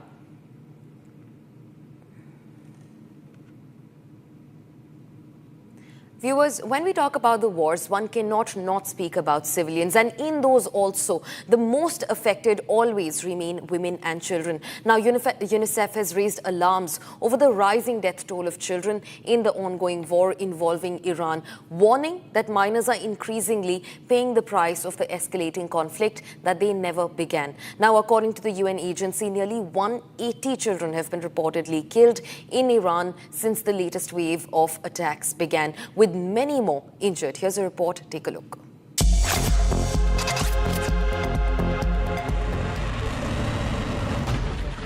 UNICEF has warned that children are increasingly bearing the cost of the ongoing war in Iran. The agency says nearly 180 children have been killed since the recent escalations began. 168 girls died when a strike hit the Shahjirat Tayyebe Girls' Elementary School in Minab during class hours. Reports say most of the victims were between 7 and 12 years old. UNICEF also says 12 more children were killed in separate incidents at schools across 5 different locations. At least 20 schools and 10 hospitals have reportedly been damaged during the strikes. The deaths come amid intensifying US-Israeli strikes on Iran and Tehran's retaliatory attacks across the region. UNICEF has called on all sides to uphold international law and protect civilians, especially children. Viewers, now in the ongoing war in West Asia, the Strait of Hormuz, which remains the largest choke point for all natural gas and oil supply globally, has been brought to a standstill by Iranian aggression. Not just that, various vessels were also struck in the Strait of Hormuz. One such story is of a Mumbai seafarer, Dikshit Solanki, who was killed in a missile strike on an oil tanker in the Strait of Hormuz. Now, his father spoke to Republic. He's pleading to the government of India for any help to bring back the mortal remains of his son back to home. Now listen into what he had to say. देखो ये छुट्टी पे थे emergency case है, फिर भी वो लोग ये बोल रहे हैं कि हम छुट्टी पे थे, तभी आप एक्टिव हो गए, रिस्क्यू में आना मांगता था। वो उधर मेरे को ये पता चला कि ये लोग केयरलेस जैसा बात किया। फिर जो रिस्क्यू में गए थे वो उसको बुलाया, 3-4 आदमी रिस्क्यू में गए थे, उसमें chief engineer, chief officer, electrician और ओएस था। मैंने आप लोग ने क्या देखा, तो उसने ये बताया कि जब ब्लास्ट हुआ तभी हम लोग 4 आदमी इंजन रूम में थे डिक्सिट के साथ, और वो उसका ड्यूटी के ऑयलर है, वो ड्यूटी के हिसाब से वो रीडिंग लिखने को सब जगह पे जाता है, हर एक टैंक का, ऑयल का, जो भी है, पानी का। तो उसने मैं पूछा कि किस जगह पे हुआ, तो बोलता कंट्रोल रूम की जगह से हुआ, मेरे को वो बताया, ऊपर में होता हो। उसके बाद में मैं बोला होने के बाद क्या हुआ, बोलता हम लोग 3 आदमी तो ऊपर इमरजेंसी स्केप से निकल गए, तो कोई भी जाएगा, लेकिन वो टाइम पे डिक्सिट का क्या हुआ वो किसी को पता नहीं। ऊपर पे जाके मास्टर या जो भी हेड है उसने हेड काउंट किया कि भाई कितने लोग है इधर प्रेजेंट में, तो उसमें एक आदमी मिसिंग था। मिसिंग होने के बाद वो लोग बोलते हैं कि हमने रेस्क्यू किया, कि ऊपर टॉप से बॉटम तक सबको देखा कि दीक्षित कहाँ है, कोशिश की 100% की होगी। उसके बाद में इंजन रूम में अभी बचा, इंजन रूम जहाँ वो काम कर रहा था, अंदाजा तो वही था। तो वो इंजन रूम में रेस्क्यू करने के ढूंढा, बहुत ढूंढा, तभी मैं समझ गया कि एक्सप्लोजन में मेरे लड़के को कुछ हो गया है, इसलिए लोग को नहीं मरा। फिर वो लोग बोलता है कि ढूंढते ढूंढते ढूंढते हम लोग बहुत कोशिश किया, ऑयल गिर रहा था, ऑयल एक्सप्लोजन हो गया था, पूरा इंजन रूम फ्लडिंग हो गया था। बोलते है सेकंड मैनेजर गया, ढूंढते ढूंढते ऐसा गया कि कॉर्नर में ऊपर चढ़ के देखा तो अंदर में बॉडी पड़ा हुआ था। बॉडी पड़ा हुआ था तो मैं बोला बॉडी पड़ा था तो वो बॉडी एक्सप्लोज नहीं हुआ था, बोलता नहीं हुआ था, इतना जोर। तो मैंने अंदाजे से आया बोल रहा हूँ कि ये क्या बोल रहे हैं लोग। फिर बोलते हैं हम लोग को वो फंसा हुआ था, निकालने की कोशिश किया, आधा 1 मीटर लिया भी ऊपर। अभी मेरा बॉडी था खाली, ये तो बॉडी की बात हो रही है, लेकिन असलियत बात तो बम ब्लास्ट आपके सामने होगा, आपका रबर का बॉडी रहेगा क्या, मेटल को उड़ा दिया, कचरा कर दिया, तो बॉडी रहेगा क्या। Viewers, now shifting focus to a latest breaking development that we're tracking. The Israeli Defense Forces have begun what seems to be the 15th wave of strikes on Iranian terrorist regime infrastructure in Tehran, the capital city. Now, initial reports say that the Israeli Defense Forces have initiated a wave of strikes on the Iranian terror regime infrastructure inside Tehran and Isfahan, 2 cities in Iran. These are the visuals on your screens from barrage of missiles that were struck from Israeli defense forces on Iranian territories. Now, deep inside Iranian territories in Isfahan and the capital city of Tehran, Israel has begun another bombing operation. Now, also remember, Israel has been carpet bombing Iran's capital city of Tehran, and now in the 15th wave of strikes, we can see missiles, barrage of missiles being rained down on both the capital city and Isfahan in Iran. Now, Israeli Defense Forces have also claimed that these strikes are solely to precisely strike down Iranian terrorist regime infrastructure inside Tehran. But remember, viewers, before this also we have seen the loss of civilian lives inside Iran, as Tehran now remains almost flattened because of Israeli and US aggression.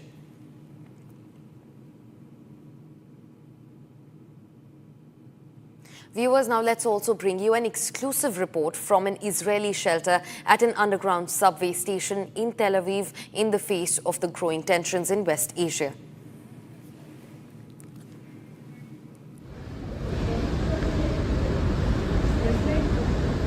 Excuse me?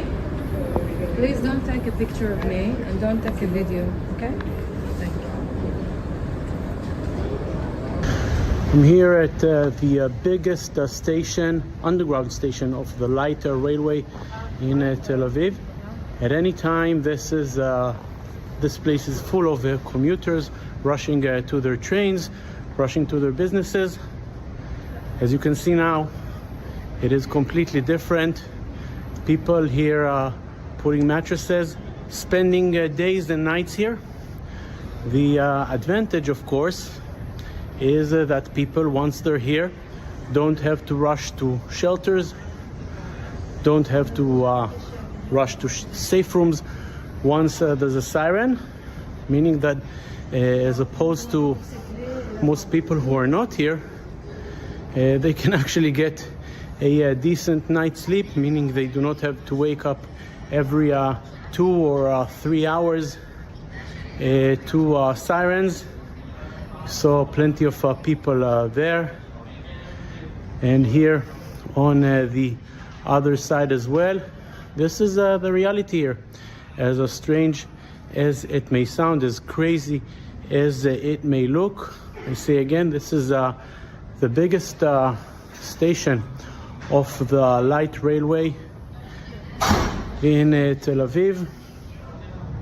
I say again, in regular times we would have thousands of people passing by this place every hour, every minute even. Now it's different. Mattresses, people spending days here, people spending nights here. A crazy reality happening in this place.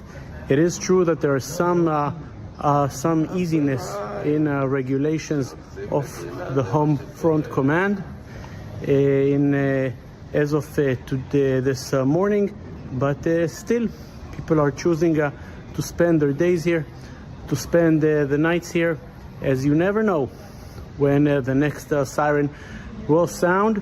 These are not homeless people here at this place. These are people coming to spend their days and the nights here. Instead of rushing to shelter when the sirens sound, they're here, safe, underground. A crazy reality here in Tel Aviv and in the rest of the state of Israel. Viewers, now in a big move that strengthens India's energy and oil reserves, US President Donald Trump has signed a 30-day waiver for Russian oil purchases by India. Now, this comes at a time when the Strait of Hormuz, one of the most crucial shipping routes for oil globally, has been blocked by the IRGC amid the escalating war tensions in West Asia. However, the Indian government has assured that there will be no rise in prices for now, insulating the Indian economy from any shocks to come. More details in the report that comes forward.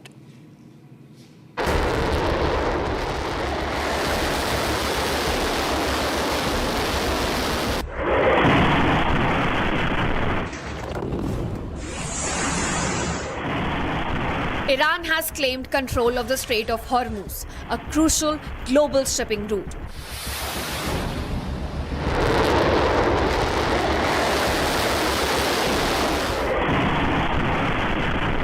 It has firmly said vessels allied with the US and Israel will be attacked if they attempt to cross the region.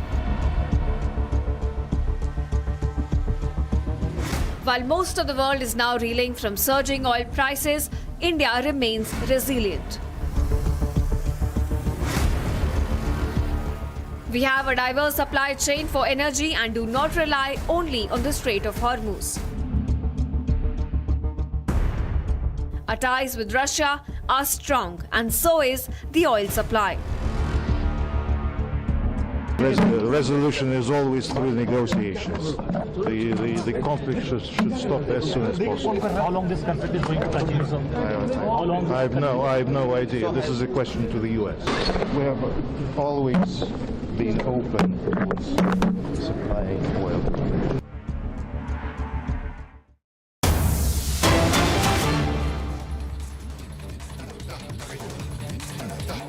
Latest visuals that we're tracking from Beirut, the capital city in Lebanon, where strikes have completely blown the city up in plumes of smoke. Now remember, this is the third such strike to have struck the territory of Lebanon since today morning. We tracked two strikes, one in the morning, one in the afternoon, and the third one that comes from Lebanon's capital this evening. These are the visuals on your screens where you can see huge plumes of smoke going up from what looks like a residential area in Beirut. In fact, this is the exact region which was struck in the earlier strikes as well. Now remember, a couple strikes came earlier just today morning, and this is the third one on the card. Now US-Israeli airstrikes have destroyed the Modad Baji base in western Tehran as well, and these are the other strikes that we're looking at in Lebanon. Now specifically in the capital city of Beirut. Now remember, Israel is not just fighting a war on one front against Iran. Israel is involved, deeply embroiled in a two-front war. The other front is engaging with Hezbollah that has establishments deep inside the Lebanese territories. And this war with Hezbollah is also costing the civilians in Lebanon.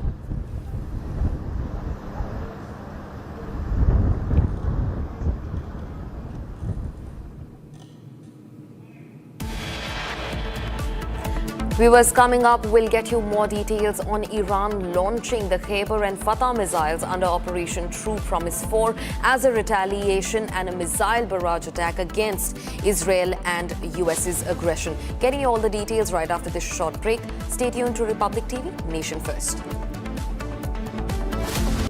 In the global employability rankings by Times Higher Education UK, only the following 6 institutions from India are ranked amongst the top 230 in the world for having the most employable graduates. IIT Delhi, IISc Bangalore, IIT Bombay, IIM Ahmedabad, IIT Kharagpur and Amity University. चमकी चाट से क्या बना है? Sandwich लस्सी और छाछ और हर घूंट में चमकी चाट, ड्राई फ्रूट और दही बड़े। चमकी चाट से स्वाद बढ़े। असली स्वाद सिर्फ चमकी चाट। रानी, इस घर में कुछ है जो टूटता नहीं। ये पिलर कभी नहीं टूटेगा। रुंगटा स्टील TMT से बना। रुंगटा नहीं तो घर स्ट्रॉन्ग नहीं। रुंगटा स्टील TMT बार एकदम सॉलिड।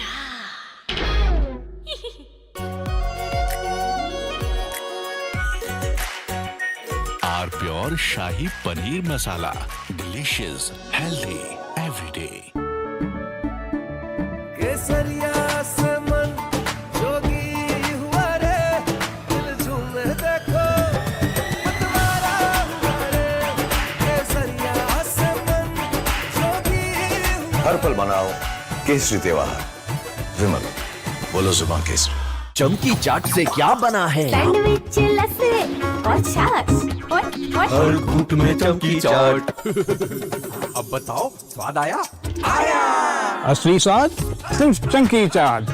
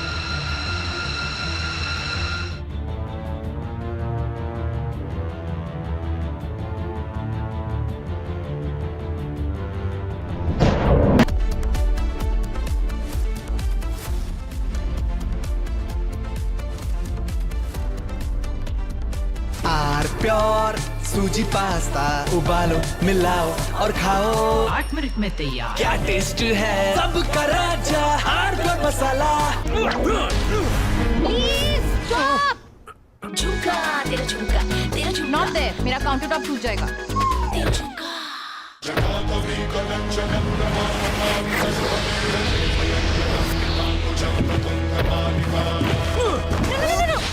मेरी चिमनी टूट जाएगी व्हाट आर यू डूइंग रानी इस घर में कुछ है जो टूटता नहीं ये पिलर कभी नहीं टूटेगा रुंगटा स्टील टीएमटी से बना रुंगटा नहीं तो घर स्ट्रॉन्ग नहीं रुंगटा स्टील टीएमटी बार एकदम सॉलिड प्यास बुझाए ठंडक लाए सबको भाई जीरा से एमडीएच का जलजीरा जीरा से जीरा से असली रिफ्रेशिंग असली स्वाद असली मजा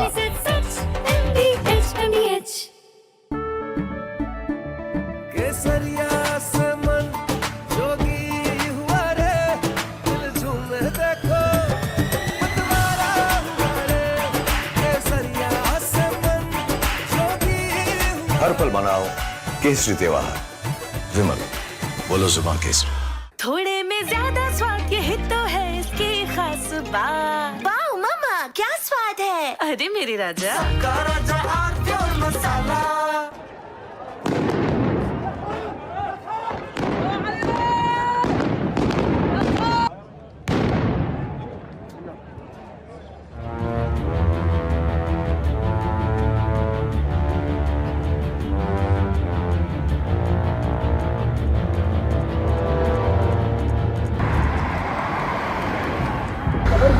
قاعد نمتص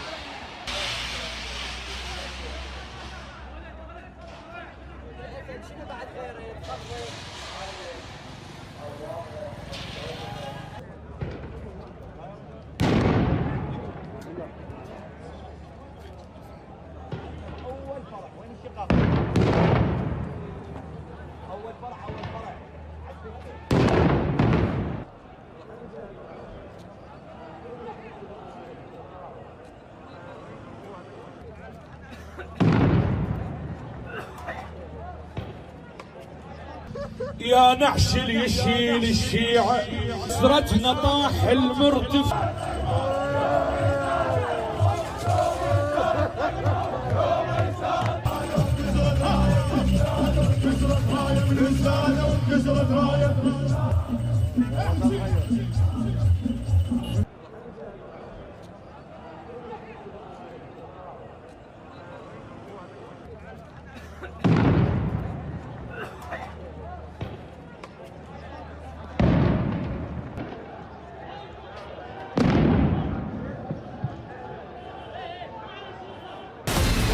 From Asia's largest news headquarters,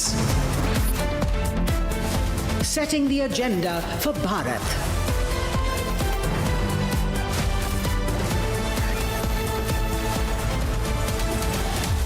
You're watching Republic.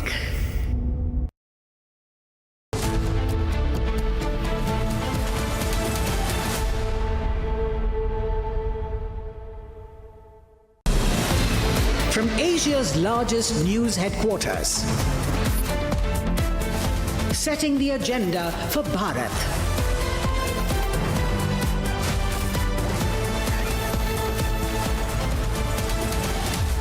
You're watching Republic.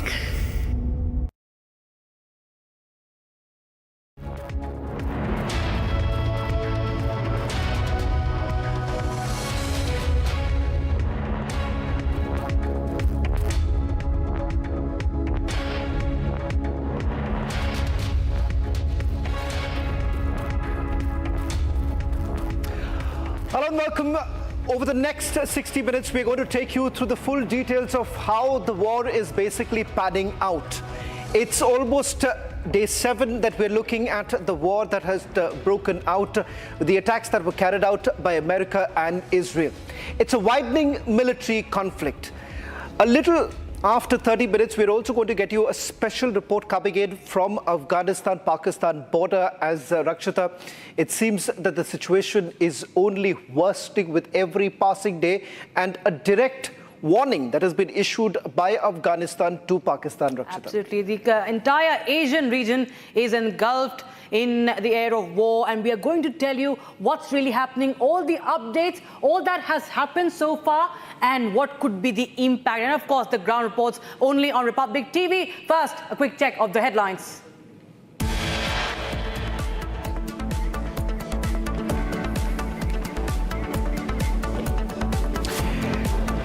Iran launches Fatah missiles under Operation True Promise 4.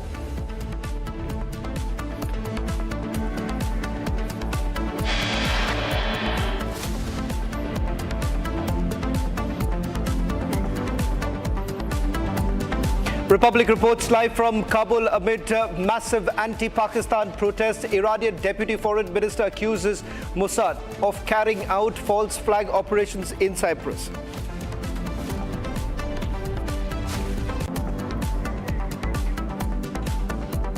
In a big relief, India gets 30-day waiver from United States of America to buy Russian oil amid rising conflict in West Asia.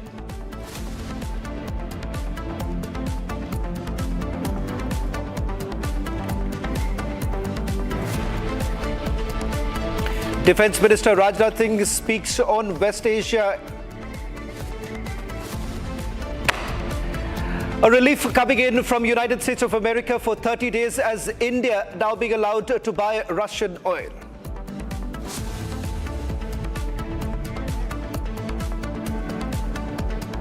यह एक abnormal situation है, मैं ऐसा मानता हूं. What I consider as more worrying is the fact that this abnormalcy is becoming the new normal.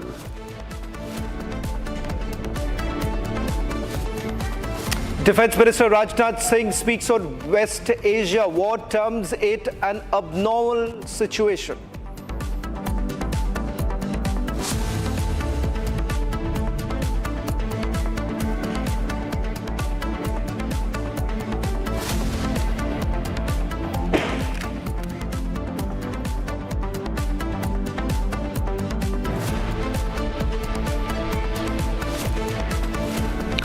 Well, the war in West Asia has entered the 7th day. Now, with much casualties, including death of Ayatollah Khamenei and several IRGC commanders, it seems it's far from over. In fact, the United States of America, as well as Israel, says that it's just the tip of the iceberg, and in fact, it is only going to intensify. What exactly happens to be the objective of this entire war, with Israel and America basically claiming it is about regime change? Has that really happened, Rakshita? Absolutely. There are many questions being raised, with Iran saying that it will be announcing the next leader very, very soon. Of course, the name has also surfaced. And now what we understand is that we are also trying to understand the impact of this war and the extent of this war. It has also reached India's backyard, Shravan.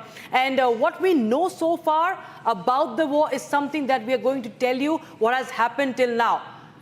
Well, in fact, let's now quickly take our viewers through what we know so far. In fact, 7 days of the war that has taken place.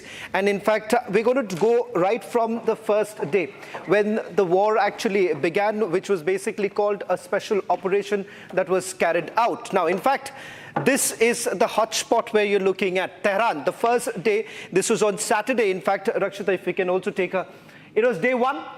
28th of February, coordinated strikes that hit Tehran. It was much anticipated, given the fact that there was a massive military build-up that was being done by the United States of America. It seems, with multiple reports, Rakshita, emerging, who egged whom is the big question. Was it Israel egging United States of America? In fact, multiple Western media reports suggest that it was Israel pushing very hard that these attacks are to be carried out. Donald Trump says that wasn't the case, Rakshita. Right. And in fact, just on day one is what the Israeli Defense Forces say, that they killed Khamenei. They also eliminated the defense minister, the IRGC leader. One of the leaders who was behind the nuclear program of Iran was eliminated, as claimed by the Israeli Defense Forces. And Shravan, on the same day, it's reported that 9 Iranian naval vessels were sunk, in total 17 till now. But yes, this is about day one. And the cities hit were Isfahan, Qom, Karai, and the Kermanshah city as well. On the second day, 2nd of March, second wave of strikes that hit IRGC headquarters. In fact, that was the time when Israel categorically pointed out that they wanted to completely eliminate what they've been calling a terrorist regime. Drones that hit the British RAF Akrotiri base in Cyprus. Now, what came across as a little surprise there, UK thereafter permitted the use of RF bases in Cyprus because, remember, the United Kingdom was also under immense pressure. US embassy thereafter was hit in Kuwait. That's when IRGC, Rakshita, said that there is absolutely no red lines, yes, which means they indicated that every target was a justified target. Rakshita. Absolutely. Even those countries who are not really an adversary or a direct adversary of Iran have been hit. Iran says it's only targeting the US military bases over there. So day 3 saw Iran even striking the Saudi Aramco. That, of course, was one of the major strikes. Israel then later launching strikes against the Hezbollah, that is the proxy group that is based in Lebanon, and Hezbollah was the target, and it continues to see Beirut, especially in Lebanon, continues to witness those attacks. And day fourth day, the 3rd of March, US embassy is also hit in Riyadh, Saudi Arabia. From UAE to Saudi Arabia, all the countries in the Gulf, the Arab countries, were the target of Iranian strike, the missile strikes and the drone strikes, Shravan. Well, in fact, what happened thereafter on 3rd of March, in fact, Israel thereafter intensified in Lebanon. That's exactly what Rakshita was also pointing out. Now, along with Iran, proxies of Iran were also being hit. Hezbollah has been quite silent all this while, saying that they are going to basically assess the situation. In fact, they've been weakened over the last 1 year itself, with multiple operations being coming in. Now, here comes in the role of Russia and China, allies of Iran. In fact, China on day 1 pointed out that they're looking for de-escalation, in fact, also offered for mediation.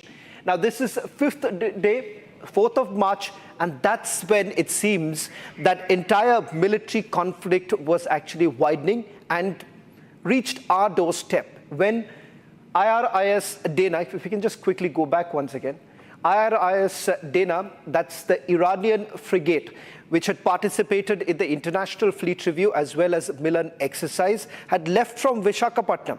Was it on its way back home? And when they were just about 12 nautical miles off the Sri Lankan coast, Rakshita, is when IRIS Dana was basically attacked by a US submarine. While typical to the American claims, they said that this is for the first time since World War II that a submarine hit, a successful submarine hit had actually taken place. That's not a correct claim to make in the first place. This happened to be the 4th submarine hit. Now, we've already moved on to day 6, Rakshita. Drones that landed in Azerbaijan airport. In fact, it seems that these are claims that were being made. Azerbaijan says that they've been hit, but Iran, on the other hand, has said that that's not the case. Can we just go a little slower?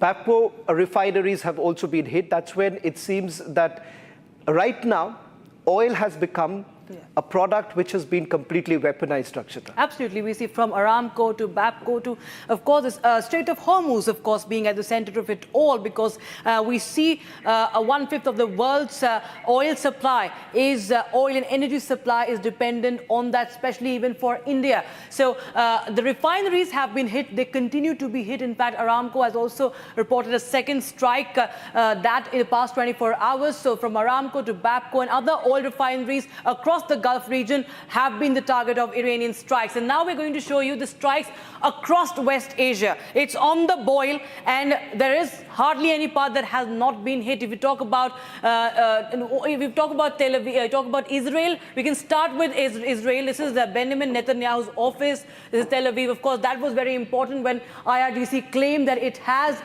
launched a missile at Benjamin Netanyahu, the Israeli Prime Minister's office. However, Israeli Defense Forces later did confirm that there was a missile that had been directed to this location, but it was successfully intercepted, Shravan. And yes, if you see, eastern Jerusalem, the West Bank and the port of Haifa have been very, very vulnerable. That was, in fact, on the first day itself that you're looking at the coastal city of Haifa being targeted. Now, for many who basically underestimated that perhaps Iran may not be able to put up a fight, especially given the military might of Israel and United States of America, were completely taken off guard, because what you're looking at right now is the widening of the military conflict. And what is it that Iran had to say?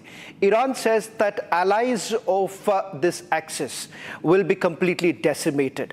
In fact, it started with the Gulf nations, particularly a lot of speculation with the alleged role of Saudi Arabia, because if you go by Western media reports, it seems that Saudi Arabia did play a very important role in perhaps egging United States of America to carry out these attacks. Again, a report which has been denied by Saudi Arabia, but having said that, this is the reason why you are looking at Saudi Arabia being the target.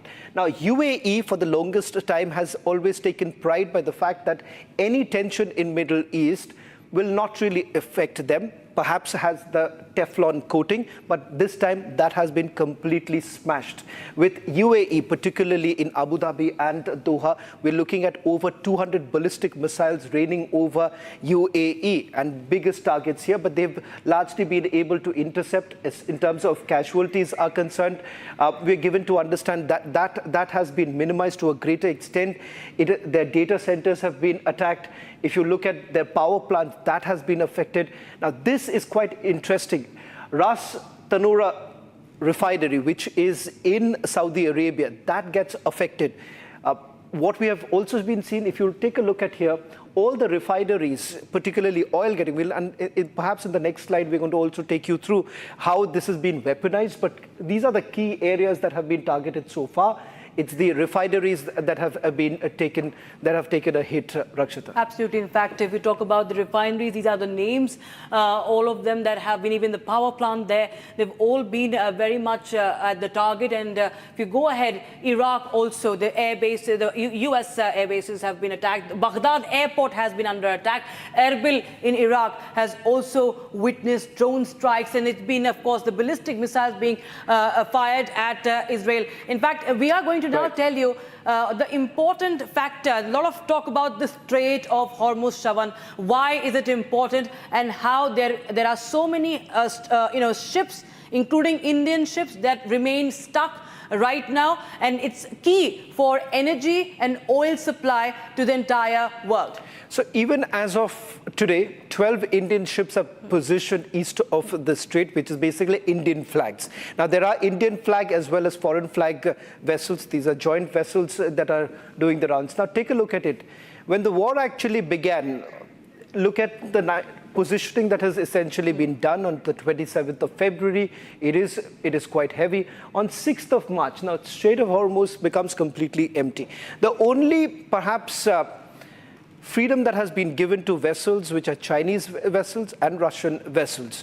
These are the exceptions that have been given here, which Iran says it's a token of appreciation for their allies. As far as United States of America is concerned, or for that matter, EU vessels are concerned, they are not going to be allowed, which effectively has a direct ramification, because 1/5 of the world's oil-producing nations are here.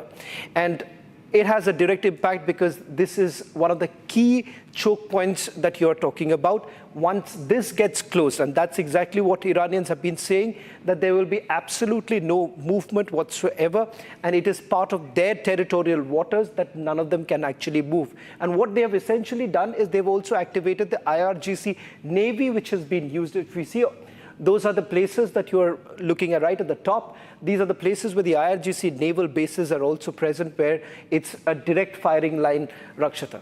Absolutely. In fact, we see this cluster, which actually shows that how many ships, if you just compare the date, February 27th, and we go to the 6th of March, you can see the difference there at the Strait of Hormuz. So this is a situation right now as of 6th of March. So this is the latest, update we are getting in from our sources. We'll just quickly take the package also, because there's just some corrections to be made here. Right. So, in fact, we are getting in more reports from ground zero, viewers, that the tensions are escalating. What we see between Israel, US, Iran, the residents in Tehran of Iran are living with mounting fear and uncertainty day by day. There are reports of explosions, strikes across the part of the capital. There have been carpet bombing. There have been evacuations. Families are forced to make a difficult choice now in Tehran, leaving their homes in search of safety. Now, a CGTN correspondent, Sefer Saremi, gets us this report from Ground Zero, Tehran. The threat of further attacks have prompted many residents to flee the capital. Some families are relocating to smaller cities or rural areas, hoping distance will keep them away from potential targets. While reporting here in Tehran, I spoke with one family that decided to leave the city and travel north to Chaluz, a coastal town along the Caspian Sea. Far from Tehran and the constant anxiety of possible strikes, the family says daily life now feels noticeably calmer.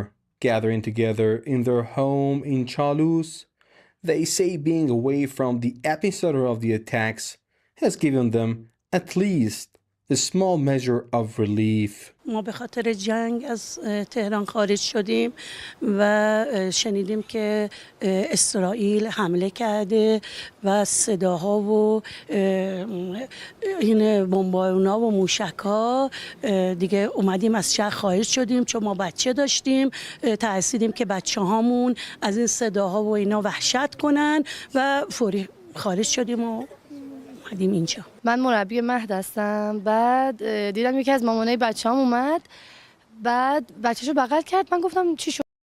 چرا نیاز پیدا کرده مامانش بیاد؟ بعد مدیر اومد پیش من گفتش که چند جا رو زدن و شروع شده جنگ. بعد منم رفتم دنبال پسرم مهد و از جایی که خارج شدم از سر کار خودم که مهده تا مهد پسرم هر چقدر اسنپ و تپسی میگرفتم هیچ کدومشون پیدا نمیشد. بعد از روبرو که مهدش بودم هی صدا می اومد. بعد من میدویدم و خیلی وحشتناک، یکی از وحشتناکترین خاطرات زندگیم بود که من نمیدونستم چه اتفاقی افتاده و میدویدم به طرف اونجا و از شدت اضطراب و وحشت هی سرفه میکردم، هی میدویدم فقط، ولی نمیتونستم وایسم، هی میدویدم، هی ضربان قلبم بالاتر میرفت و خیلی وحشتناک بود. فهمیدم حالا اگه وقتی بود که مادر پیش بچه‌ها بودن خیلی بهتر بود، یعنی خیلی وحشتناک بود که اونجا که رفتیم همه مادرها با اضطراب و وحشت دنبال بچه‌هاشون میرفتن. خیلی وحشتناک متوجه شدم. والا برخلاف اون جنگ 12 روزه که ما ترجیح دادیم توی تهران بمونیم، زمانی که این جنگ شد به خاطر اون ساعتش و اون موقعیتی که ما توش قرار دادیم خیلی شوکه شدیم. با همسرم تصمیم گرفتیم به خاطر آرامش پسرم یه چند روزی بیایم تهران، از تهران خارج شیم، خودمون رو بازیابی کنیم. انشالله به زودی برمیگردیم تهران سر خونه زندگی‌های خودمون. For many families, the decision to leave Tehran is driven not only by concerns for physical safety, but also by a desire to shield their children from the emotional and psychological strain of living under the constant threat of war. With Israeli and US strikes reported in multiple parts of the country, the uncertainty surrounding the conflict has deepened fears among civilians about how long the violence may continue and whether any place can truly offer safety. Sefer Saremi, CGTN, Tehran. All right, viewers, for more on this, I'm joined by Defense and Strategic Policy expert, Lieutenant General Shaukin Chauhan, BVSM, AVSM, YSM, SM, and VSM. Thank you so much once again joining us here on Republic TV. And this conflict, we see that it has no bounds till now, what we understand. It has also reached our backyard. But how do you gauge the situation right now, sir? Everybody is just asking one thing, that what is the boundary? What are the limitations? Are we headed for an even longer and a bigger war? Good evening to you, Rakshita. Thank you for calling me to your show. I had written an article a couple of days back about the first 24 to 48 hours and what's going to happen ahead. So while the war is going to continue targeting strategic infrastructure in Iran, Iran's going to be targeting infrastructure in West Asia, is going to be hitting American bases, Israel, and all the countries that are surrounding Israel, or if certain important structures where Israel is taking advantage of the US has bases. So this is continuing because Iran, after the death of Ayatollah Khamenei, was able to successfully decentralize the power structure of the Republican Guard and gave them full permission to attack as they saw fit.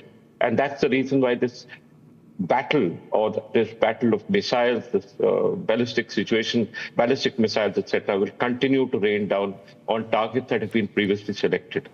And at the present moment, at least in the government in Tehran, no one has any power to stop this particular barrage. So what's the future like? Future is that despite the US targeting Iran and will continue to target important positions in Iran, strategic positions in Iran, Iran is also going to continue to do the same. Now, how is this going to affect us? The first effect, of course, is the Straits of Hormuz. But as you said in the news a couple of minutes back, that India specifically has a 50-day stockpile of fuel, and we've got permission, though I didn't know we needed one, to buy fuel from Russia. We are well secured as far as we are concerned. But if fuel and natural gas do not pass over the next month, there is going to be a problem, at least in the rest of the world. That's the first issue. That is economic. The second issue is, how does it affect the Shia populations that are in India, that are in Pakistan, that are in Afghanistan, and how are they going to react to what happened in Iran? Because the Ayatollah was also the leader of the Shia people all over the world. So this is another issue that we will face, problems from a certain section of our population. I think we may be having up to 15 to 20 million Shias in our country, and this is going to cause great distress to them. And distress to them will spill over in Pakistan, or Pakistan's distress will also spill over to India. So that's the second issue that's going to happen. The third issue is, of course, the fact that the Iranian naval ship Dina, that had come to attend the Indian Fleet Review, the Indian International Fleet Review, was sunk off Sri Lanka. There are a lot of talk about why the ship was sunk when it had come, because ships like this normally do not carry weapons and ammunition. They come more for the ceremonial purpose. But war is war, and oftentimes there are no borders in war. So we are likely to see the Indian Ocean also getting involved. Along with the Strait of Hormuz, we're likely to see this war moving towards us. We can only hope that the second Iranian ship, which has now secured a berth in Sri Lanka, is not sunk, because 2 Iranian ships had come. What's the future like? As far as the future is concerned, there are 2 aspects there. Can Iran come up with a leader who's willing to stop this war? Can the offer of a ceasefire from the US and Israel be accepted in Iran, because Iran will not accept a particular thing if it senses that it has lost or it accepted this in defeat? Can Russia and China prevail upon Iran to stop the barrage of missiles? These are the imponderables that are likely to be there. But if the war continues beyond 10 days... Request you to stay on with us. General Chauhan, I'm sorry I had to interrupt you, because we are also getting in some more breaking news, and I'll request you to stay on with us, because we have much more to basically delve upon, particularly what's happening along the Afghanistan-Pakistan border, which we're going to touch upon in a short while from now. But let's quickly take, Rakshita, the breaking news now coming in. Now, this happens to be one of the largest shipping companies which has made an announcement. Maersk happens to be one of the largest shipping companies which has suspended 2 shipping services due to the Middle East crisis. In fact, the Denmark-based company has essentially indicated that they are temporarily suspending 2 services that have been linked to the Middle East. Now, the kind of impact that it's going to have as far as the supply chains are concerned, given the fact that the Danish group has said that It would halt its FM1 service, disconnecting the Far East to the Middle East, and ME11, which happens to be the service linking the Middle East to Europe. Now, that's a big move that's coming in. Multiple shipping companies have had to take this entire decision, with the United States of America perhaps saying that if there is a need for it, then perhaps they are going to accompany the commercial vessels. But that was again yet another statement made by Donald Trump, but no action on the ground as far as the movement of commercial vessels are concerned, Rakshita. Absolutely. We are getting more and more updates as we speak. Musk has suspended 2 shipping services. And now, of course, this is a service linking Far East to Middle East that has been halted, and of course has its own ramifications as far as the supply chain is concerned, which we have been talking about. Meanwhile, we are getting more and more updates, more breaking news coming in. Shravan, we also have a guest who continues to tell us and give us more understanding of the situation as we... Well, in fact, we're also going to take our viewers for some more details now basically coming in terms of the responses that have come in. In fact, earlier today, we have seen as far as oil becoming essentially a weapon in the hands of the Iranians, and they say that this is essentially done because it is their right. General Chauhan, if I can just quickly bring you in before we prepare to move on to our other breaking news. In terms of the ramifications that one would see in the days to come, particularly when it comes to the supply chains being blocked, not just oil, but there are other supply chains which will also get affected because of the decisions that have been taken so far. So that was bound to happen. The Straits of Hormuz is a very important strait as far as world shipping is concerned, and almost 60% of the world's energy supplies move from the Straits of Hormuz. It actually effectively cuts off the Gulf states from the rest of the world. And the earlier thought process of the Gulf states being a safe haven, a place where they sold themselves as the future of the world's financial hub and the aviation hub, that is actually coming to an end. So a lot of losses are going to take place as far as West Asia is concerned. The idea that they can be targeted by Iran at any time is something that's going to create a lot of problems. Natural gas, oil, the flow of goods into West Asia, all that's going to be stopped. The complete aviation system will have to be reset. And of course, like I said, this is going to continue until some kind of compromise is reached. And that compromise can only come through Russia, China, talking to the Iranians, forcing the Iranians to try and get, accept the ceasefire that was offered, and to request the US and Israel to reduce the war effort that is there, so that some kind of compromise can come. Well, in fact, we're not taking any further questions right now. General Chauhan, I'll just request you to stay on with us as we're preparing to take our viewers through some more details basically emerging. I believe, Rakshita, there is also a response coming in from President Trump. We're not going to wait now for any more breaking news coming in. We'll just quickly take our viewers through what we know. This is Donald Trump now posting that there will be no deal with Iran whatsoever. He says that there should be no deal except under unconditional surrender. So Trump calls for unconditional surrender, otherwise no deal. We want a great and acceptable leader, Trump repeats, and I in fact quote, there will be no deal with Iran except unconditional surrender. After that, and the selection of a great and acceptable leader, bracket S, we and many of our wonderful and very brave allies and partners will work tirelessly to bring Iran back from the brink of destruction, making it economically bigger, better and stronger than ever before. Iran will have a great future. Make Iran great again, says Donald Trump. He writes in brackets MEGA. And he says, of course, thank you for your kind attention to the matter. So yes, Shravan, we have latest reaction from Donald Trump, and he's saying that there should be no deal with Iran except unconditional surrender. Well, in fact, that's the breaking news now coming in. If we can just quickly take our viewers through what we know so far in terms of the announcements that have been made so far.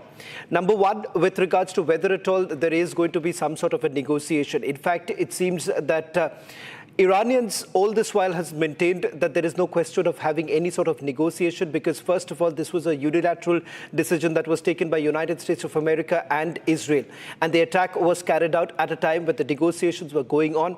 In fact, negotiators from Oman had already indicated that the negotiations were right on track. But despite that, it seems that the Iranians were stabbed by the Americans. And the intention was to basically carry out this military attack primarily because United States of America and Israel were was moving towards a regime change. And that was the primary objective. Now, Ayatollah Khamenei's right-hand man, Larijani, had already indicated, Rakshita, that this was nothing but a Western propaganda, that Iranians wanted to talk, because that's what President Trump has been maintaining, that Iranians have indicated that they want to talk, which seems to be now rejected by the Iranians, where they say that this is nothing but a pure propaganda on the part of the Western world, particularly from the United States of America, and there is no question of having any deal whatsoever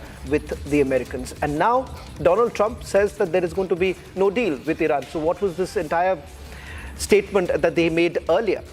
Absolutely. He claims that Iran has sought to make a deal.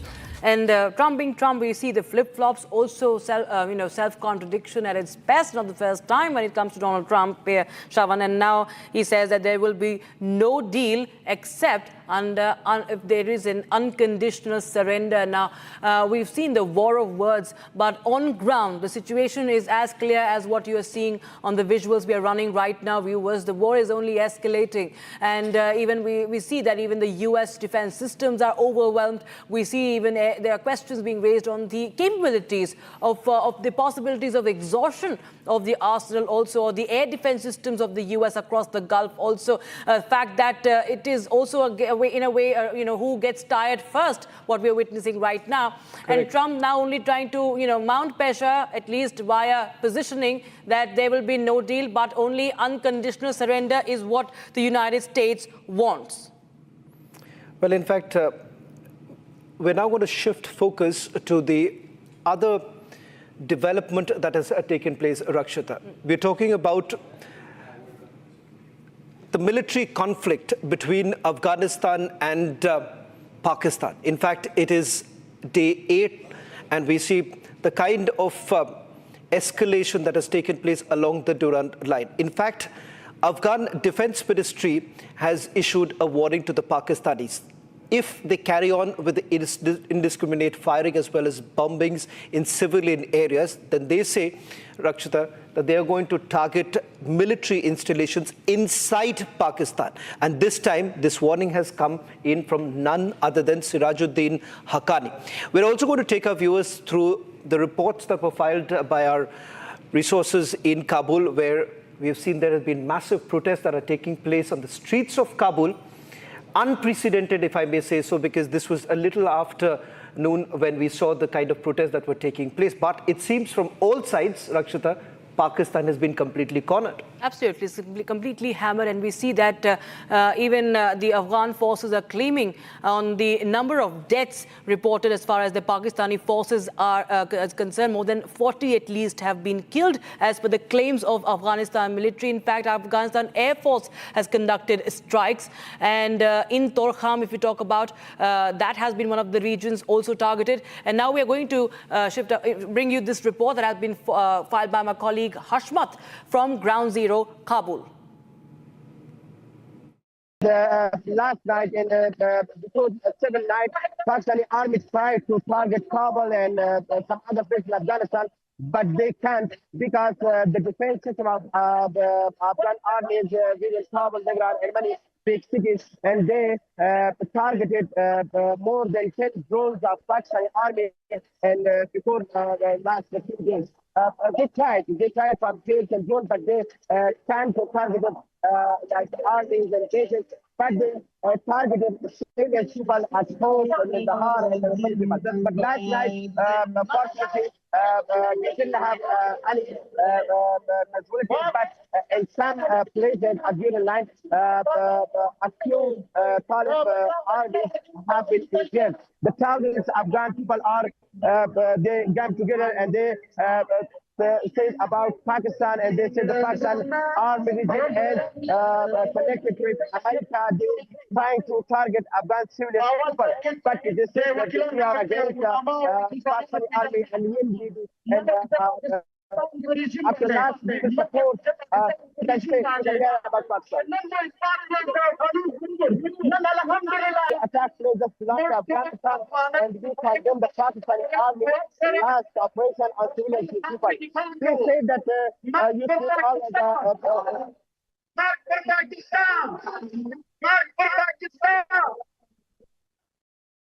You know, now at this time, dozens of hundreds of people are coming from the many sides of Kabul city and Kabul districts, and they said again the Pakistan, they condemned the Pakistani last attack on the people.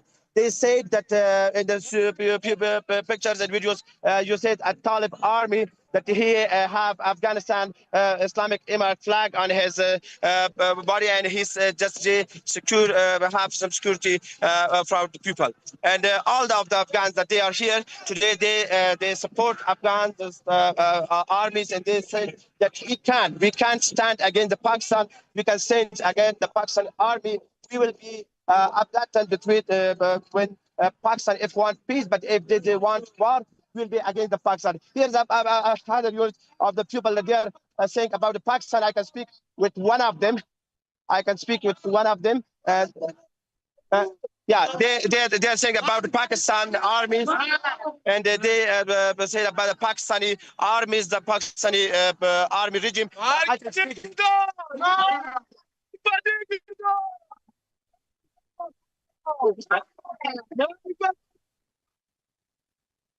I can speak with one of them.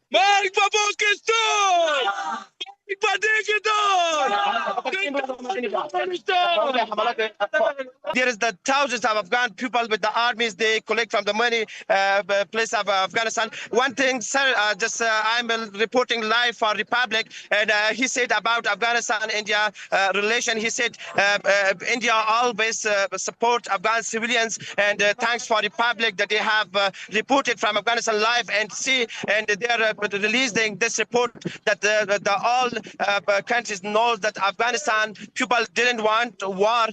ये लोग झगड़ा नहीं चाहते, and they said that we want peace with every country. But he said, included Pakistan, if any country want to decide and occupy Afghanistan soil, we will be against them. And now I'm going out. I'm going out from this side, and there is the thousand people that they. Listen, and now they said that they will be a target. They will be with the other people. I am coming out because in the stadium there is no places, and I camp in the road in this place also. The thousands of Afghan people that they come out and they said about Pakistan, and they said when Pakistan in any country want to occupy Afghanistan, and they will be against them. You are saying live videos from the Kabul city. I come out from this side, and there is the thousands of the people Afghans that they have included from the many of Kabul, including Afghanistani artists, and they say about Pakistan that we are ready to defend ourselves. You said in the structures, this people that they have Afghanistan Islamic Emirate flags, and this is the Afghan Taliban army that they are for the security of this place, because here is the thousands of people, and here is the people support them all. You can say this person here is also Taliban army commander, and this is for security of the civilians in this protest. Right, Lieutenant General Chauhan continues to be with us. General Chauhan, we are witnessing what's happening with Pakistan right now, even as everybody has their eyes on West Asia. But here, Afghanistan, Afghanistan has carried out airstrikes in Pakistan along the, of course, border, along the Durand line. But then they've also said that they are willing to even go inside. And how do you read this escalating situation? Because Pakistan is in a fix from all sides now. That video made me really smile. This was the Afghanistan that Pakistan thought would give them strategic depth, and instead this is the Afghanistan that is going to actually corner Pakistan. Pakistan is, as you said, stuck now. They're stuck between two illegal lines, the Durand line and the line of control. Both are illegal because both are illegally occupied. And I don't think that they can sustain this kind of pressure. Afghanistan's reaction to Pakistani strikes and pressure is likely to follow a calibrated but confrontational pattern. The leadership of Taliban is very astute. They understand that the limits of conventional military power and the importance of maintaining domestic legitimacy, both are extremely important for Afghanistan. And these likely responses can be actually understood along the following dimensions. Firstly, they're going to react in a controlled military retaliation. The Afghan forces know that there is an asymmetry between the Pakistan army and their forces, but they will respond with limited cross-border fire, artillery exchanges, and localized assaults along the Durand line. These actions actually are more symbolic retaliation rather than an attempt to open a conventional war for which they are not prepared. The second aspect is, of course, the mobilization of border fighters. They will mobilize the tribal fighters and the irregular units. And these are the people, especially in Kunar province, Nagar province, and Khost province, who are familiar with the terrain. And they can actually get inside Pakistan to conduct ambushes, raids, small-scale ambushes and raids, and create real problem in forcing Pakistan army to deploy greater and greater forces there. They will be able to provide a lot of political support to the anti-Pakistan militants and anti-Pakistan groups that are actually present in Pakistan at the present moment. And though they might deny it publicly, but groups hostile to Pakistan, such as the Tehreek-e-Taliban Pakistan, are actually being supported now, at least politically, by Afghanistan and the Afghan government. And Afghanistan understands this concept of this kind of war, the irregular, slow war that can force a regular army to be deployed for a longer period, and a larger number of forces. As the larger number of forces move there will be less forces along the Indian line of control. So this calibration can take place now between us and Afghanistan to force the Pakistan army to be divided into two aspects. And the national mobilization. Afghanistan, as you know, has defeated the US. It has defeated the Soviet Union at that time, and nobody really has ever been able to take control of Afghanistan. So the leadership realizes that this confrontation will be actually seen as a defense of Afghan sovereignty, and there will be public protests, and this kind of noise will continue, and that will help consolidate the domestic support. They will, of course, seek diplomatic help from us and from all the countries, but I feel that all-out war by Afghanistan will be avoided at all stages, and they will increase the ability to create internal security problems for Pakistan. And of course, information and propaganda wars will continue. So these are the issues by which I feel there will be Afghanistan will be able to affect Pakistan, and I am extremely happy to see this actually. General Chauhan, I'll request you to stay on with us because, Rakshita, the other significant development which seems to have now been brushed under the carpet by most Indian news networks is what's really happening in Pakistan-occupied Kashmir. In fact, this is in Skardu, where we are given to understand that as far as the ethnic Balti Shia Muslims are concerned, starting from 1st of March, there have been massive protests that are taking place. In fact, the local media on 1st of March did actually report that 17 fatalities were basically reported on 1st of March, but that is not the reality.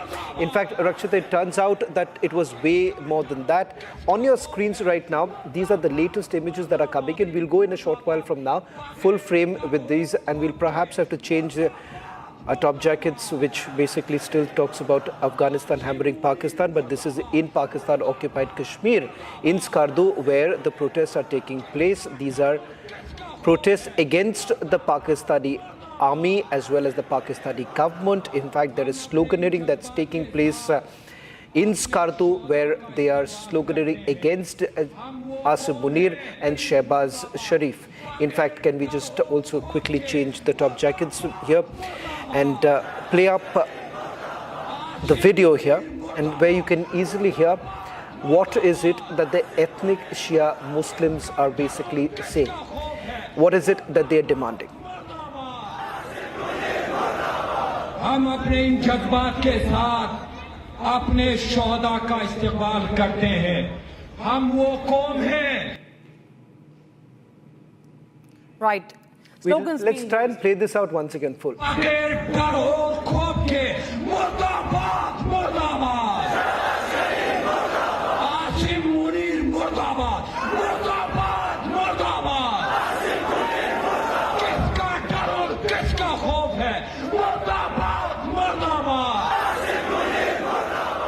हम अपने इन जज्बात के साथ अपने शोहदा का इस्तेमाल करते हैं। हम वो कौम हैं, गरीब मुर्दाबाद, बगैर डर और खौफ के मुर्दाबाद मुर्दाबाद। आसिम मुनीर मुर्दाबाद मुर्दाबाद मुर्दाबाद। किसका डर और किसका खौफ? और भी दो तीन चीजें हैं सर इसमें। गरीब मुर्दाबाद, बगैर डर और खौफ के मुर्दाबाद मुर्दाबाद। आसिम मुनीर मुर्दाबाद मुर्दाबाद मुर्दाबाद। किसका डर और किसका खौफ है? मुर्दाबाद मुर्दाबाद। हम अपने इन जज्बात के साथ अपने शोहदा का इस्तेमाल करते हैं। हम वो कौम हैं, गरीब मुर्दाबाद, बगैर डर और खौफ के मुर्दाबाद मुर्दाबाद। आसिम मुनीर मुर्दाबाद। Rakshita, in fact, this is what has happened. Pakistani army facilities have been torched. Residents of the Pakistani Army Brigade Commander, not to forget, Asim Munir himself was a brigade commander in Skardu, and that's the same place which has been torched. Offices, quarters of the Pakistani Army has been targeted. The Northern Light Infantry has been targeted there. It just goes on to indicate that there is a massive escalation. And Rakshita, what I've picked up is this, that the Pakistani army, along with the paramilitary forces and the SSG, all have now been called in. And there is an attempt that has been made to perhaps reduce the coverage there. And that is the reason why you would see none in the Indian media, or for that matter, even in global media, has been speaking about what's actually happening in Skardu. But it happens to be one of the worst massacres against the ethnic Balti Shia Muslims. Absolutely. We've seen this, Pakistan has been in a fix ever since this war has broken out as to what is Pakistan's position as an Islamic republic, and also having the sect, the sects also of Shias and, Sunnis both. And of course, how it, it continues to oppress the ethnic minorities also. And POK has been one such example for decades now. And this has come to the surface once again when the protests happen against Ayatollah Khamenei's death, the killing. We see that how brute force is unleashed, and we see that how in protest we see the Pak army facilities, as we're just pointing them out in these graphics, have been targeted. And Pakistan army already having its resources being spent along the Afpak border in Balochistan also is now facing so much of opposition from within POK itself. But the fact remains, Shravan, that it has committed a massacre of the Shia Muslims. Well, in fact, they've tried to put a lid over the protests that are taking place inside Pakistan-occupied Kashmir, but the images are out for everyone to see. This is exactly the role of the Pakistani army. That's all that we could pack in this edition. Coming up, the debate with Editor-in-Chief Arnab Goswami.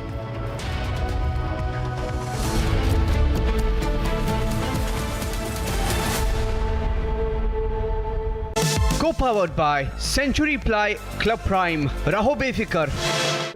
In the global employability rankings by Times Higher Education UK, only the following 6 institutions from India are ranked amongst the top 230 in the world for having the most employable graduates. IIT Delhi, IISc Bangalore, IIT Bombay, IIM Ahmedabad, IIT Kharagpur and Amity University.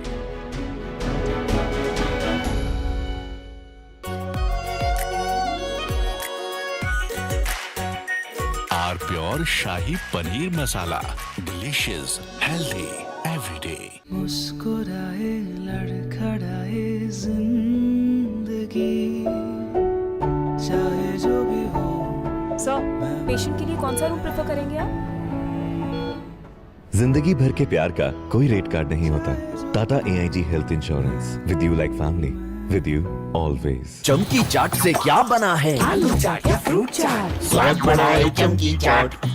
क्या बात है? स्वादिष्ट पकोड़े और बरसान, अरे चमकी चाट है इसकी जान। असली स्वाद सिर्फ चमकी चाट। केसरिया से मन जोगी हुआ रे, दिल झूमे देखो मतवारा हुआ रे। केसरिया से मन जोगी हुआ। हर पल मनाओ केसरी त्योहार। विमल, बोलो जुबान केसरी। आर प्योर सूजी पास्ता उबालो मिलाओ और खाओ, 8 मिनट में तैयार। क्या टेस्ट है सबका राजा R pure masala.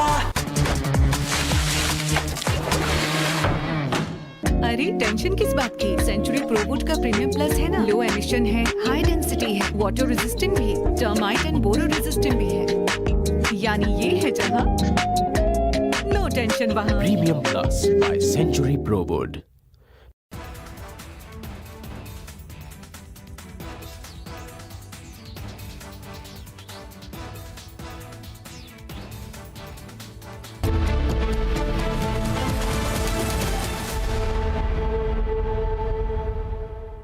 Co-powered by Century Ply Club Prime.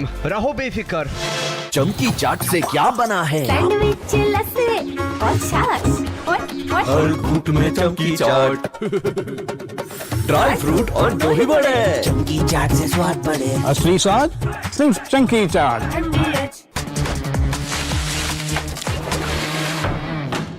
अरे टेंशन किस बात की? सेंचुरी प्रोवुड का प्रीमियम प्लस है ना। लो एमिशन है, हाई डेंसिटी है, वाटर रेजिस्टेंट भी है, टर्माइट एंड बोरो रेजिस्टेंट भी है। यानी ये है जहाँ नो टेंशन वहाँ। Premium plus by Century Prowood. थोड़े में ज्यादा स्वाद, यही तो है इसकी खास बात। वाओ मामा, क्या स्वाद है? अरे मेरे राजा, राजा आर प्योर मसाला। मुस्कुराए लड़खड़ाए जिंदगी चाहे जो भी हो। सर, पेशेंट के लिए कौन सा रूम प्रेफर करेंगे आप? जिंदगी भर के प्यार का कोई रेट कार्ड नहीं होता। Tata AIG health insurance, with you like family, with you always. प्यास बुझाए, ठंडक लाए, सबको भाए जीरा सिम। MDH का जलजीरा जीरा सिम। जीरा सिर्फ असली रिफ्रेशिंग, असली स्वाद, असली मजा। रानी, इस घर में कुछ है जो टूटता नहीं। ये पिलर कभी नहीं टूटेगा। रुंगटा स्टील TMT से बना। रुंगटा नहीं तो घर स्ट्रॉन्ग नहीं। रुंगटा स्टील TMT बार एकदम solid.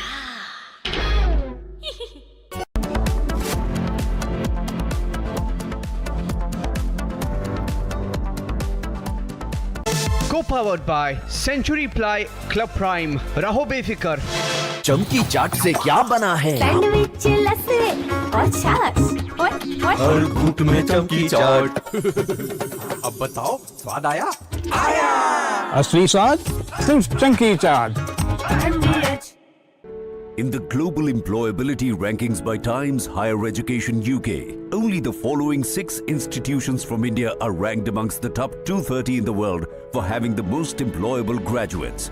IIT Delhi, IISc Bangalore, IIT Bombay, IIM Ahmedabad, IIT Kharagpur and Amity University. R pure सूजी पास्ता उबालो मिलाओ और खाओ, 8 मिनट में तैयार। क्या टेस्ट है सबका राजा आर प्योर मसाला। मुस्कुराए लड़खड़ाए जिंदगी चाहे जो भी हो। सर, पेशेंट के लिए कौन सा रूम प्रेफर करेंगे आप? जिंदगी भर के प्यार का कोई रेट कार्ड नहीं होता।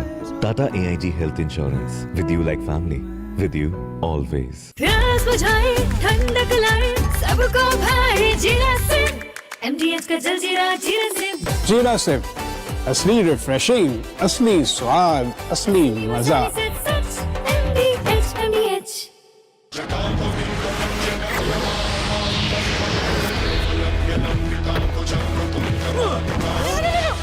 मेरी चिमनी टूट जाएगी। What are you doing? रानी, इस घर में कुछ है जो टूटता नहीं।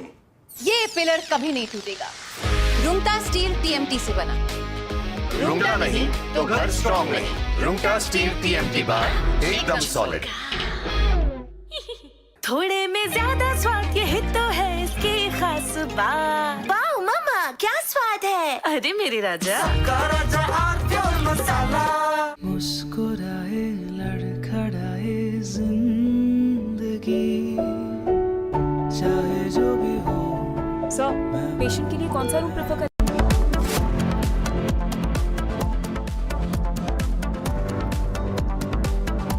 Co-powered by Century Ply Club Prime. रहो बेफिक्र। चमकी चाट से क्या बना है? आलू चाट या फ्रूट चाट, स्वाद बनाए चमकी चाट। क्या बात है। स्वादिष्ट पकोड़े और फरसान, अरे चंकी चाट है इसकी जान। असली स्वाद सिर्फ चंकी चाट।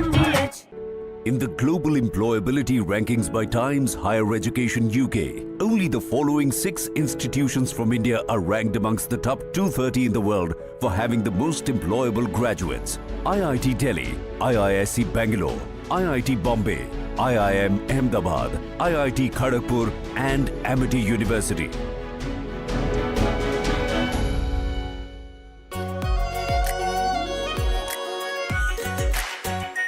Are pure shahi paneer masala, delicious, healthy every day.